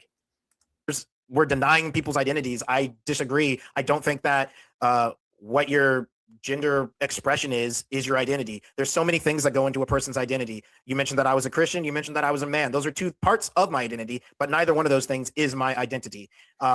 Right. This is kind of elementary school level. Being a man is a part of your identity. If I deny you your manhood, then I'm denying a part of your identity. Where's the confusion? They are just parts of it. And so I don't think that respect requires you to believe the same things as people. I respect you even though you're an atheist. You respect me even though I'm a Catholic. At least I hope you respect me. And then, you said basically that it's settled science. I don't think that that's a thing. I think that science is always ongoing. So it's never settled. We don't ban debate. Science is never beyond reproach. It's never unoverturnable. For example, there's been a long-running thing since the days of Darwin that if we find a rabbit in a Precambrian layer in the geological record, we're going to have to do some serious revisions to our theories of biology. Like, it could be overturned. It is falsifiable. It just hasn't happened. And the weight of the science has continued to stratify the model to make it more robust and stronger. But that doesn't mean it can't ever be overturned. Newton, we knew there were holes in Newton's formula describing the function of gravity, but it was considered settled science until Einstein came along. Just because something is settled doesn't mean it can't be overturned, but the burden to overturn it becomes pretty dang high. Punish dissent. That would be like a totalitarian society. So I think that it's perfectly fine to have these conversations and to question these things. And I think that we owe it to ourselves as a society when we're talking about, like I said, chopping up people's bodies, irreversible decisions when they're minors, and wow, the language choice is wild. Like, if you need an inflamed appendix removed, would it be legitimate to refer to that as chopping up people's bodies? Like, this is provocative, deliberately misleading, emotionally manipulative language. He's not talking about reality. He's talking about his feelings here. And that's extremely not cool.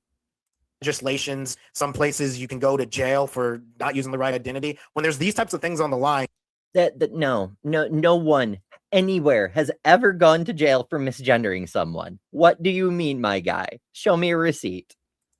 We can't say that it's settled science. I think if you shut down questioning, that's just politics. That's not even science at that point. That you're allowed to question. You're just not allowed to dehumanize people. You as a person of color can run around saying, well, we don't know that black people really are fully human. Maybe they're subhuman savages. We're allowed to question. You can question that if you want to. It'll be self-destructive, but you can.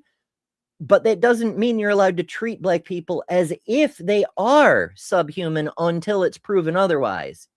Or, dare I say, in spite of the fact that it has been proven otherwise. It has already been demonstrated. You can be a dick, but that doesn't mean that you should run around and try to pass laws based on the fact that you're a science-denying dick. It's not a road that we want to go down. And I yield my remaining 15 seconds here. So as Miranda says, you're allowed to question, but you need to listen to the answers. That's pretty handy too. Very much so. My first question for the cross-exam, I want to know if you think that someone can reject. Okay, now they're into their cross-examination. Let me check on the time here. It looks like we've got a little while longer, so we'll do a little bit more, but oh, shoot. Hold on. Things are happening that I need to... Okay, we're good. It was just a chat disconnected and reconnected message, but when the internet gets wobbly, I start to get concerned, but we seem to be okay. All right. Reject gender stereotypes without being trans. Yeah. And do you think that they need medical intervention to do that? No. Okay. And to me, that means that there's no wide affirmation that needs to happen. Why is it that somebody would be trans and not just, I'll use the traditional label tomboy, or I forget what they say for a guy, but why trans and not just those things? Sure. Because those are different things. That's like saying, you can have a haircut, you can color your hair, you don't need a surgery for that. So why would a person with a brain tumor need a surgery? Like, those are different things. They're completely different things. Sure, they're trans. That's the label we place on people whose gender identity doesn't line up with their sex. So they see themselves aligned with their ideals of femininity. If we're talking, I guess, trans women is the typical discussion. So I'm talking like trans women. So you're saying, but is their gender expression different from what I just said? Let's say it's you're describing a boy who doesn't align with the typical norms of a boy. I'm describing someone who sees himself as a girl that I would identify as a girl who aligns with what they see as femininity. So what's the difference between a girl and femininity? I don't think there is a difference. I think you're a girl if you're Two cis men talking about what it means to be a girl. Amazing. Philosophy bros. What can I say?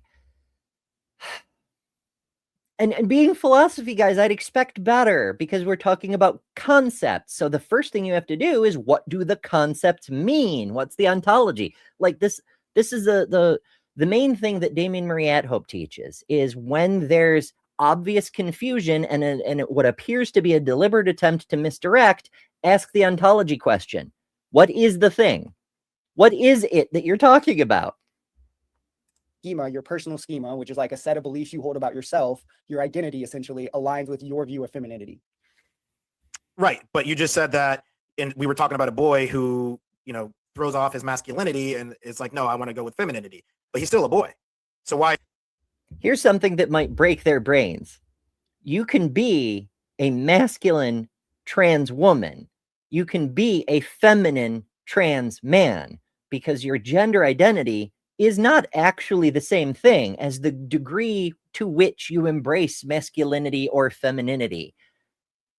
It's like all the rest of this stuff. It's related, but it's a distinct thing.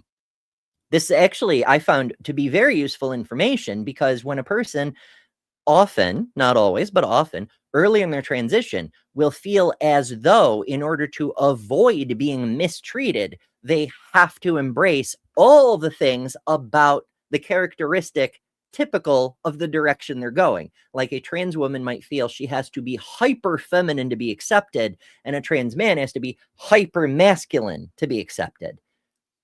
But you don't, because there are men who are less masculine. There are men who are, in fact, quite feminine, and vice versa.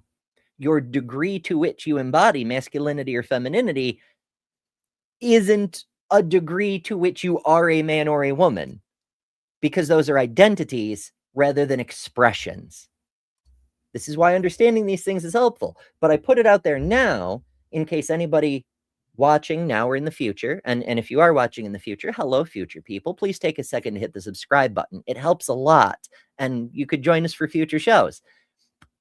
But whatever the case may be, if you're in a position like that, whether you're starting a transition or you're questioning, or you're pretty sure you're cis, but you're gender nonconforming, whatever the case may be, you can be who you are and not have to try to be the ultimate of the thing that you think you fit into. That can be as crazy making as trying to be cis when you're just not. Doing it to the extreme in the other direction is just as unhelpful. You don't have to do that. Whoever you are, be you. It's the only way you'll ever be happy. And it's fine. What's the difference there? Why is those two things different? If he sees himself as a boy, then he's a feminine boy. I think feminine boys exist. So it's purely just the one word. I want to use the word boy versus girl, even if all of the traits are the exact same? It's identity. It's how you see yourself. Yeah. Right. It's identity. It's who you are, but it's also where you belong in a society that's based along a split gender normative line. Then whether you like the color red, or you like trucks, or you like playing with dolls, or whatever the fuck the case may be, it's where do you belong? Where are you comfortable? When you're told to separate a classroom based on boys and girls, do you fit in with the boys? Do you feel like you belong there? Do you fit in with the girls? Do you feel like you belong there? Do you not fit in with either, because neither is really a fit for you? That's what it means. That's what it's about. See yourself as feminine. But Right, you said those were the same. You said that's the same as girl. If you see yourself as a feminine boy, you're a boy. If you see yourself as a feminine girl, you're a girl. So yeah, it's purely, I say I'm a girl, therefore you're a girl, regardless of what the traits are. Well, who else is going to tell you? I mean, I realize that our conservative friend here, as well as other people like Mike Knowles and Matt Walsh and Ben Shapiro, will happily try to tell you who you are, because that's the authoritarianism that they tend to believe in. But when you get right down to it, what's the alternative? You have to say who you are, because no one else can tell you who that is. It's what your identity says. Yeah, sure. I don't think So you, it's just I don't think a you have label. much say on your identity. I guess there's a bit of evidence, like identity is neurosocial, like it's a bit socially conditioned, but there's also a lot that's like that you're predetermined kind of, or predetermined isn't the right word, but you're predisposed is the word, to kind of align with the identity that you have because of your neurological processes. Real quick, remind me how much the cross exam time is? 10 minutes. 10 minutes. Okay, cool. Just want to make, for some reason I was thinking 3 and I was like, oh no. Yeah. Awesome. Okay, so do you agree that there are two groups, one who says I'm born in the wrong body and one who... I believe that he legit forgot how much time it was, but it's interesting that he was able to use the real quick how much time do I have thing as a way to avoid addressing the point that was just made. It's a handy topic change, isn't it? It's more just they choose to identify as such? I don't know if there's just two groups. Well, at least two groups. How about that? Sure, I guess. Do you think policy should treat those two groups the same? I don't. I think that policy should treat all trans people the same. Yeah. Okay. I think policy should stay the fuck out of it. Like, we've spent over a century reaching a point where the law does not discriminate based on sex, at least nominally, at least on paper here in the US. And that seems to be the better trend. So, like, if you're not discriminating based on sex, then what the fuck is anybody's gender anybody else's business? You see? Because, like we determined in Obergefell, you can't discriminate on someone based on sexuality without inherently taking into consideration their sex. You can't discriminate on somebody's gender identity or expression without taking into account their sex. And if we're not discriminating based on sex, then it shouldn't fucking matter. It shouldn't be a policy decision at any level. What objective test can determine someone is trans? I don't know if there's an objective test to validate any bit of identity or social constructs. They're inherently a bit self. Show me the objective test to show that a person is cis.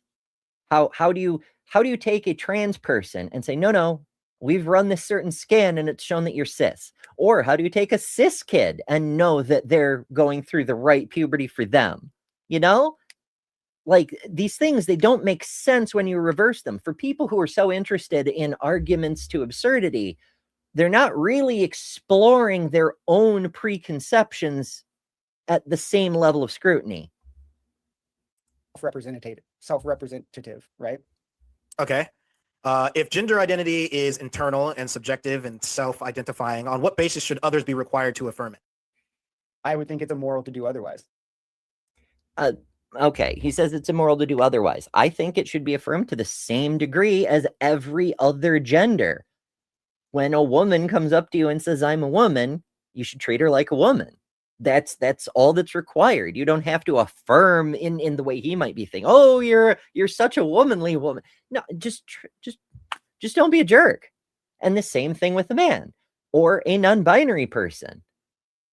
I realize a lot of people are still confused by non-binary people, and I'm hoping to get into that a bit in a future episode. I actually have the next show planned, but not today's topic. Treat people like people, and if they have a gender preference, then factor that into how you treat them. The same way as if you know that they're allergic to flowers, don't bring them flowers. Or if you know they love flowers, then maybe bring them flowers. Like, just don't be a dick. It's not that hard, and it's not that deep. And there's evidence to support it being beneficial. Okay. Do you believe in objective morality? Yeah. Where does it come from? The laws of logic. I laid that out in my opening. So where in the laws of logic, the 3 laws, does it say, and here's the morality law? Oh, well, I think morality itself comes from agency, and I think to deny any step of it would lead to a logical contradiction. So it hinges on logic. So where is the treating or...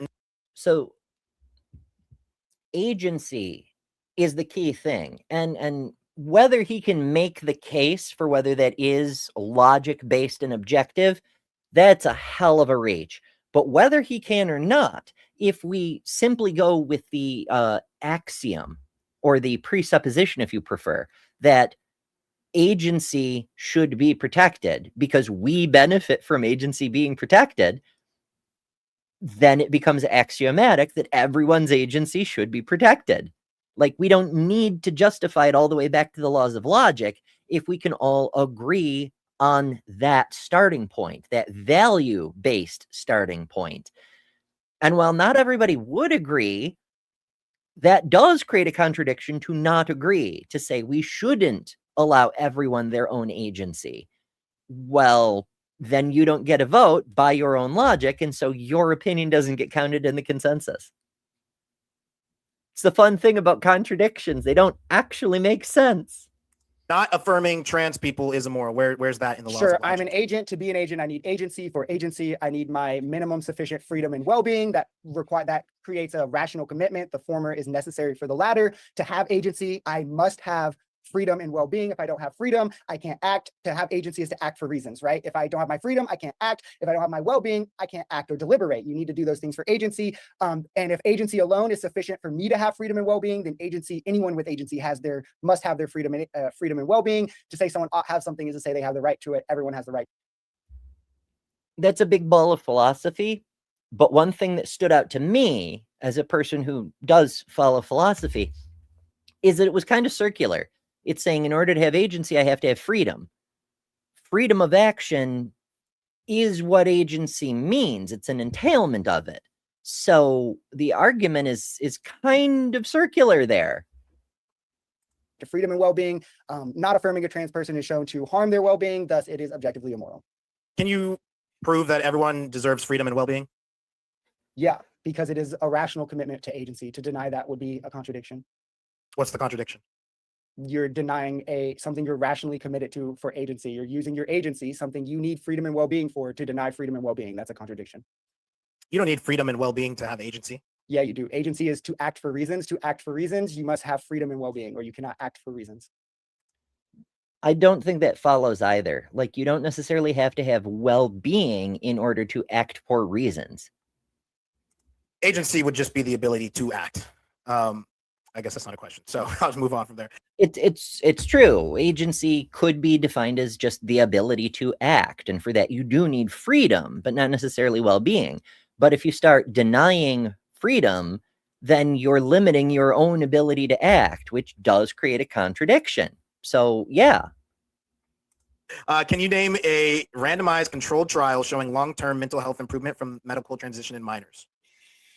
Well, there's tons of studies on this, but to be clear, randomized control is a bit immoral for things like this because you're withholding treatment that is proven to be beneficial from people and stuff like that. So you don't do. It's the same with vaccines. Like you think, I mean, this I guess is your cross exam, but everyone says vaccines don't have randomized control trials, but you're not doubting the efficacy of vaccines. Would be my response to that.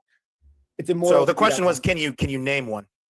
No, because it's immoral to do something like that. No. Are you aware that the CAS review found the evidence low quality? Of 5% of the study, sure. All right, let's see. Oh, that's amazing. I don't know off the top of my head that it was 5% of the studies they threw out as being low quality. But again, the CAS review itself, not peer-reviewed and riddled with flaws. So, I mean, I could scribble on the back of a napkin that the CAS review is low quality, which it turns out it is. Many people have gone over it, including the Yale review linked on the website, have found that it's low quality. But like, I could just write down a thing saying that a thing is low quality and should be thrown out. That doesn't mean that's true, you know? What other questions I wrote down here? Now I wanted to get into, well, actually we'll leave that for the open discussion because that could take the whole rest of my time here. What regret rate would make these interventions unacceptable, if any? When I say these interventions, I mean like either getting stuff chopped off or what's the drug called? Puberty blockers, anything like that. What regret rate, if any, would make those unacceptable to you? I don't know. That's a weird question. That feels like a loaded question. I'd have to dig into that a bit more to really get to the basis of it. But implying there should be some arbitrary number beyond this point, it's too high and we shouldn't do it. Like, it's not an on or off thing. If the regret rate is too high, then we need to start looking for other ways to do things. Like, for example, at what point does the regret rate for knee surgery get too high? And should we just ban knee surgery? You know? No, we need to look at specifically what's causing the regret and try to make it less intense, make it more acceptable to reduce that specific impact, because saying no knee surgeries would be fucking ridiculous. Saying no heart surgeries would be fucking ridiculous. What we need to do is nail down what's causing the regret and work on that, rather than look into banning the procedure, which we know is necessary and life-saving. Now, you don't have to have knee surgery. You could go through your life with a bum knee, but study after study has shown quality of life improves tremendously if you can fucking walk. What about, you think 75% regret rate? Sure. I don't know. Okay. And then why is affirmation required here, but not for other body-based identity problems, Like what? such as anorexia? Well, affirmation isn't a treatment for anorexia. So what do you mean? Right. Like we discussed earlier, anorexia is a different category of issue and requires a different treatment strategy. That's what the research has shown. That's what the practice has shown is effective. That's like saying a tonsillectomy is effective for tonsillitis. Why aren't we doing tonsillectomies for appendectomies? Because removing your tonsils won't help with an appendectomy. It's a different problem. A treatment for anorexia. Why does it need to be treated if it's just a personal, they think that they're big? I'm just using, I guess I'm using treatment in the sense of like beneficial. There's not benefit shown or non-benefit. But I would say also like, I don't know if like being anorexic is necessarily a part of your identity. I don't think the person sees themselves as anorexic. I don't understand anorexia enough, but I think most. That's a somewhat valid point. Being anorexic is something you're suffering from, not part of who you are as a person, right? Like, I, for example, happen to actually have been diagnosed with anorexia. I consider myself to be a recovering anorexic, but it's not like part of my identity. I don't need, special dispensation for certain things. I just need access to medical care, Anorexic people aren't like, I'm anorexic. They just are kind of really skinny. Okay, let me see if I had any other questions written down here on my notes from what you actually said.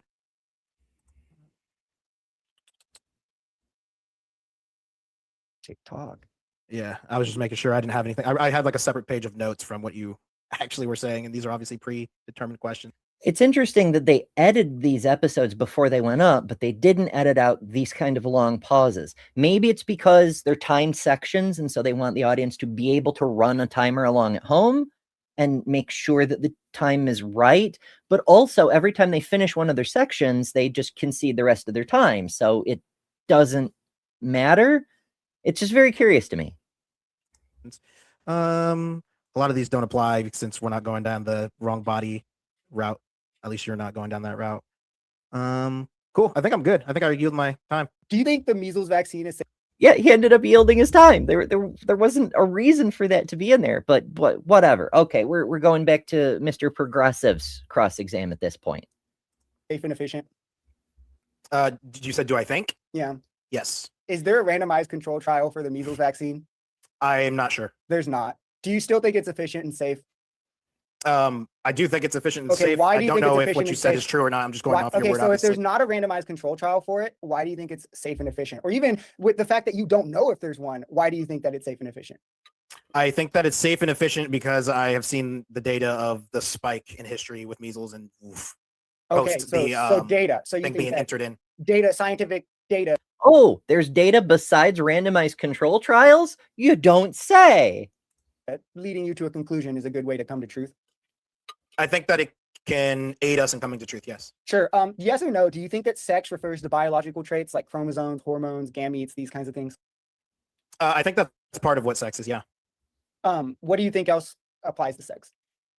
So sex is a specific developmental track that people go down. Do you think it's biological? Strictly biological? Okay. Do you believe that gender refers to a broader set of traits, more like societal norms, roles, expectations, typically associated with either sex?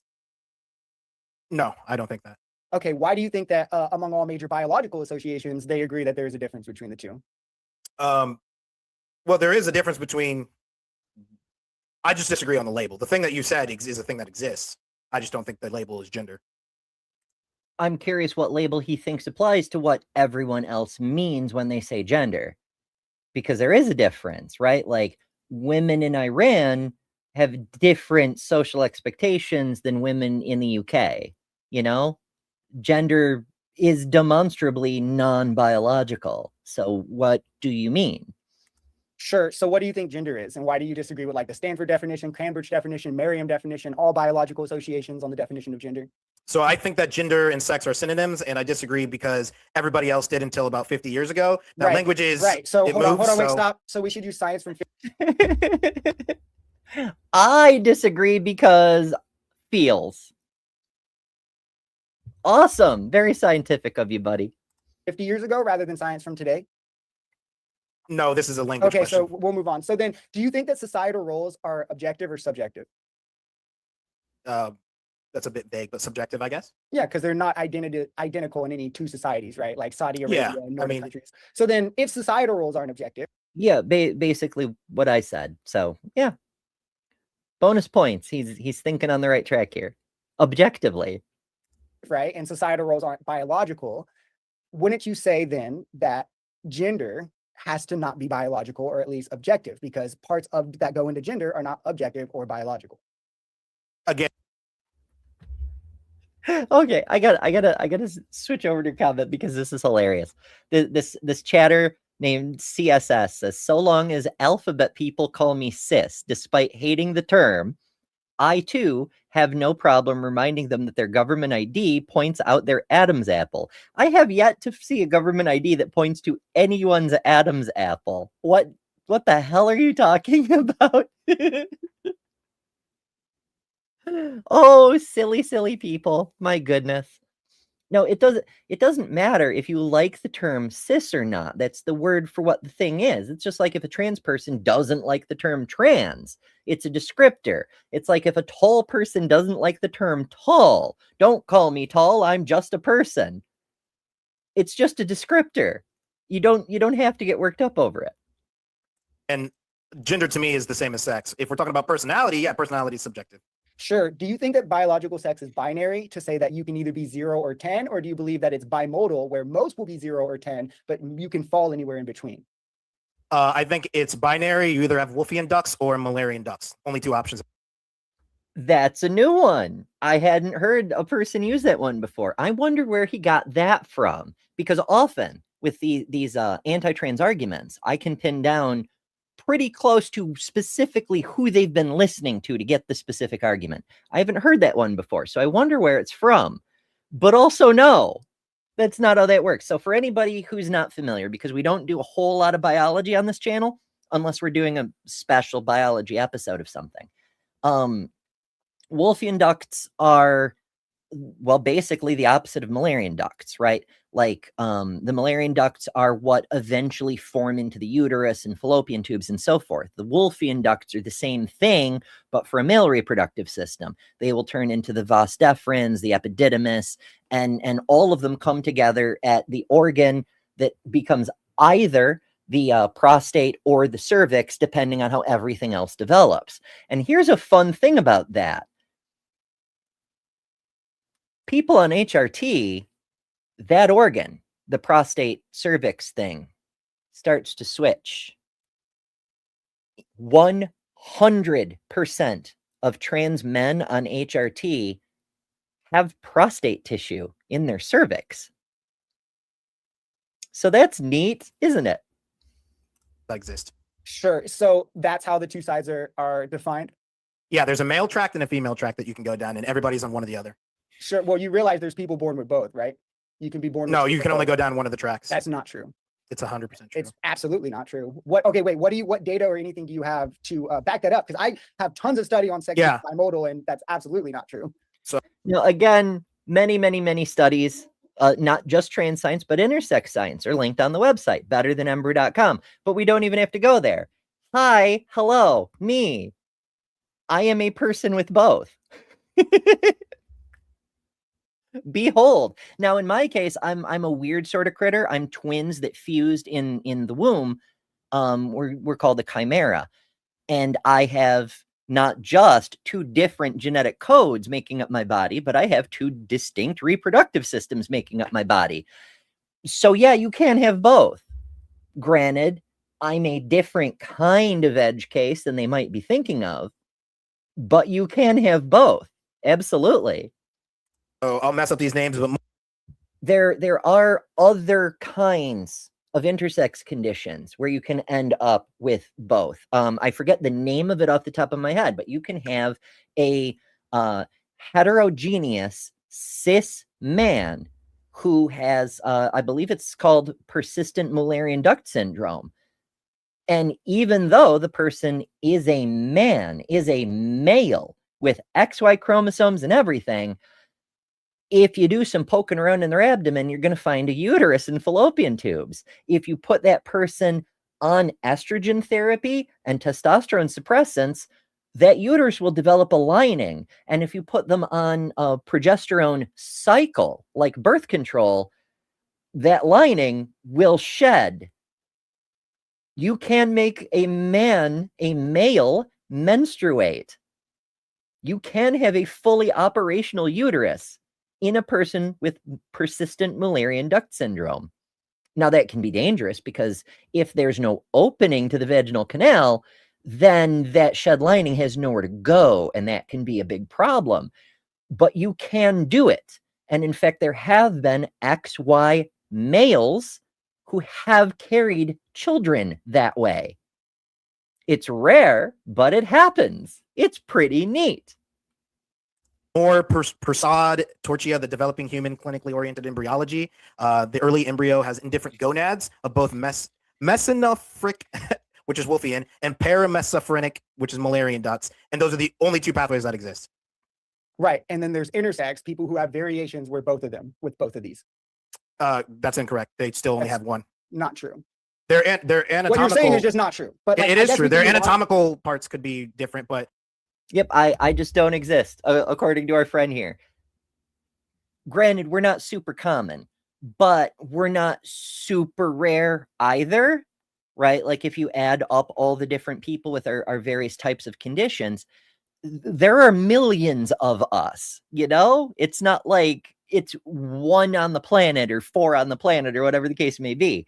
There's a lot of us running around. We're just not as common, you know? It's freaking wild. Oh, goodness. Right-Handed Sith points out Forrest Velkai's Sex and Sensibility video covers this ever so well.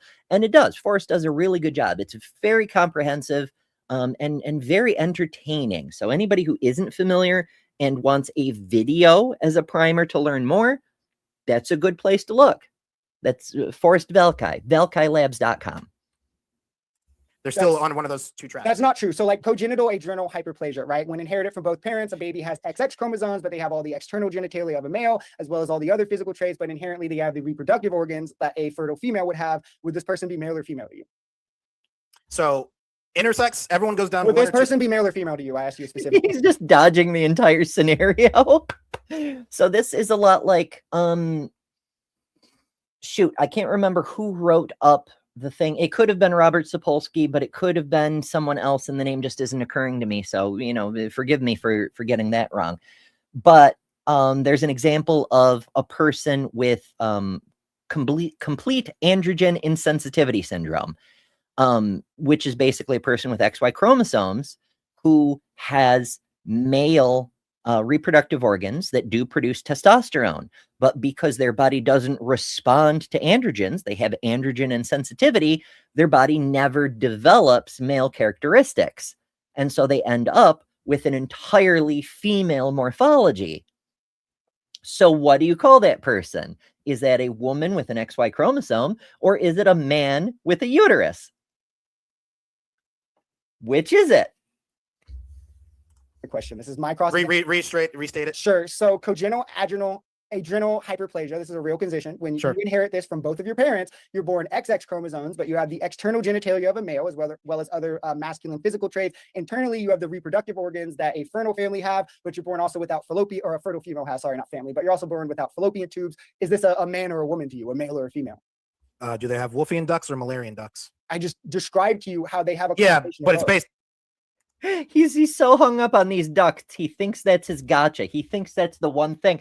The same way like Coyne and Wright get stuck on gametes. You know, oh, it's just gametes. We should only ever consider gametes, except that's not true or helpful. For one thing, there are humans even, who are capable of producing both kinds of gametes. So that's not helpful in that respect. But also, intersex people exist as a category. We exist as a category because we are categorically distinct from either traditional males and traditional females. We aren't called intersex because we produce intergametes. So it's not the gametes that are the defining characteristic. Our friend here seems to think it's the ducts, but that's not true either. So it's so hilarious. Every single time, they seem to think they can boil it down to one specific bioessential trait, one characteristic to point to, and say that determines whether you're male or female, which means you're either man or woman. It never works, because it's never just one specific thing. It's a cluster category. It's a constellation of traits. But also, that's not the same as gender. Fucking hell. What do you mean? It is literally a condition where you have a combination of both. Is So like, what is this person to you? they don't have It's both? So called was it driven congenital by? adrenal hyperplasia. Yes, they do. What is Was this it person driven? to you? Was the What track? is that this they- person to you? What is this? You're not providing the information that we actually use to identify gender. So I can't decide. Literally no one uses that information to identify gender. Like when you're assigned at birth, right? Like you're observed, or however they put it, whatever gets put down on your birth certificate, no one's checking your ducts.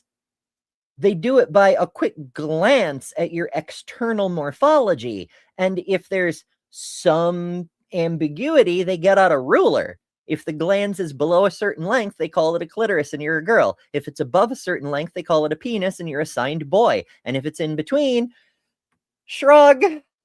Often, a doctor will make a decision and then do a surgery. Does the fact that it has to be enforced with a scalpel mean it's natural or a true binary? Interesting. But the point is, no one is checking your ducts. One, that's not true. To be It clear, is. that's not how biology categorizes sex at all. You're making up your own thing. They use Nope. chromosomes, hormones, gametes, and secondary physical traits. That's how sex is categorized. What you're saying is like just made up, but it's also there's outliers to that. So it also doesn't even hold up as a better definition. So do you accept the scientific consensus on evolution? Is what that it happened? Yeah, that Or- evolution is true. Yeah, Do you accept the scientific consensus on germ theory? yeah. Do you accept the scientific consensus on gravity? If that's just that it exists, then yes. Have you studied any of these things? Have we done double-blind trials on gravity? Yes, evolution in depth, not the other two. Sure. Do you believe that atoms exist? Yeah. Have you ever studied atoms? Not past Do high you school. believe the scientific consensus on atoms, like atomic theory? I don't know what atomic theory is, but I accept that atoms exist. If that's the Sure. consensus. So then generally scientific consensus seems to be enough for you to accept something. I Whether said or not you generally. study. Is that what the term you use? Yeah, generally. Yeah, I mean, you just live Not always, tons of but things yeah, that you have generally, yeah. that you believe because of scientific consensus. I like where he's driving with this. He's like, so if the scientific consensus is fine for all these other things, why are you so dug in about this one specific thing that wasn't an issue for you until 10 years ago, when all of a sudden the right-wing commentators started making a big deal out of it? It's very peculiar. Consensus, including atoms, which you can't even see, that you believe just because of scientific consensus. So like, what about when someone's diagnosed with like anxiety or depression, or they're diagnosed with PTSD? Do you generally believe those diagnoses to be true? I'm far more skeptical on that. Why? What do you say? I think that those things exist, but I'm far Sure. more Okay, so you do think they skeptical, exist. Sure. but So then you on a realize that specific people, diagnosis. I meant. you realize the people who study that, who go into the criteria for what anxiety, depression, PTSD are, you understand that's the APA, right? Mhm. So then you would say they're generally a credible institution.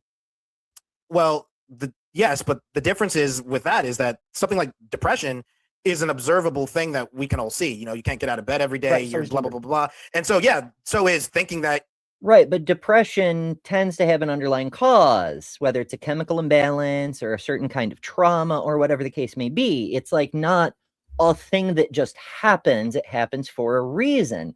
And one of the things that can cause depression is gender dysphoria. So if you believe depression is real and you understand that depression has causes, then that entails that the causes of the depression are also real, including gender dysphoria. I'm glad we reached a consensus on that. Now, they do go on for some time. They're about to take a long detour into philosophy, and that's not what we're here for. We've covered pretty much all the useful stuff I wanted to get to, which is handy because we're also just about out of time. Because as I said at the beginning, I want to do a hard cutoff on this one, partly because there's other stuff happening in the world, but also partly because I have to do my physical therapy. I've been on top of everything today. I haven't gotten to that yet, and it's been a hard week for getting it done. So I'm making myself stop so I can go do that, because it is kind of important. That said, thank you all so much for joining today.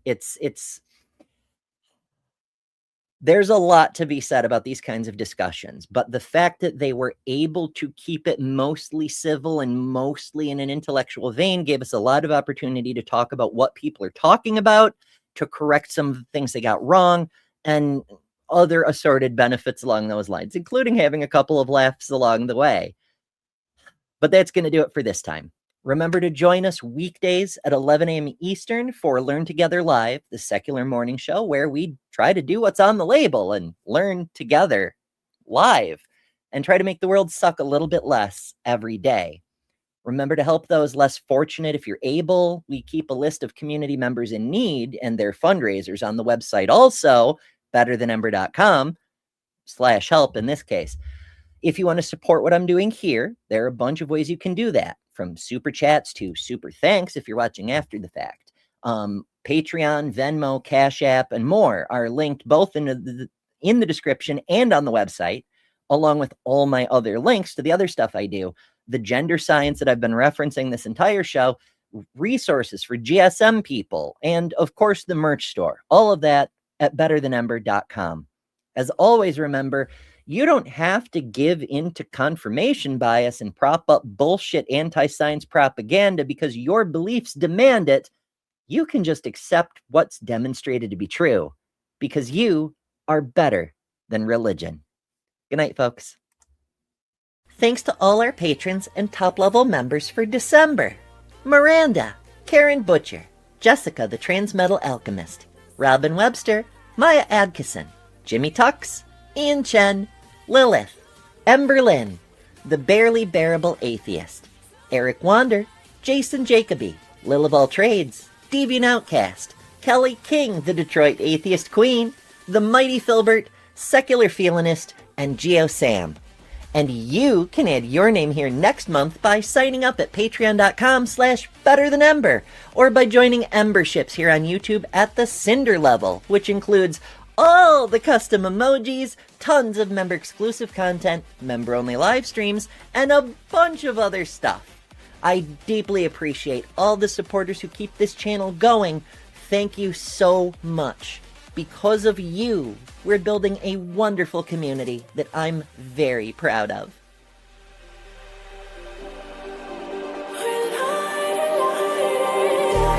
Just like a spark that's breaking out, can't make a stop.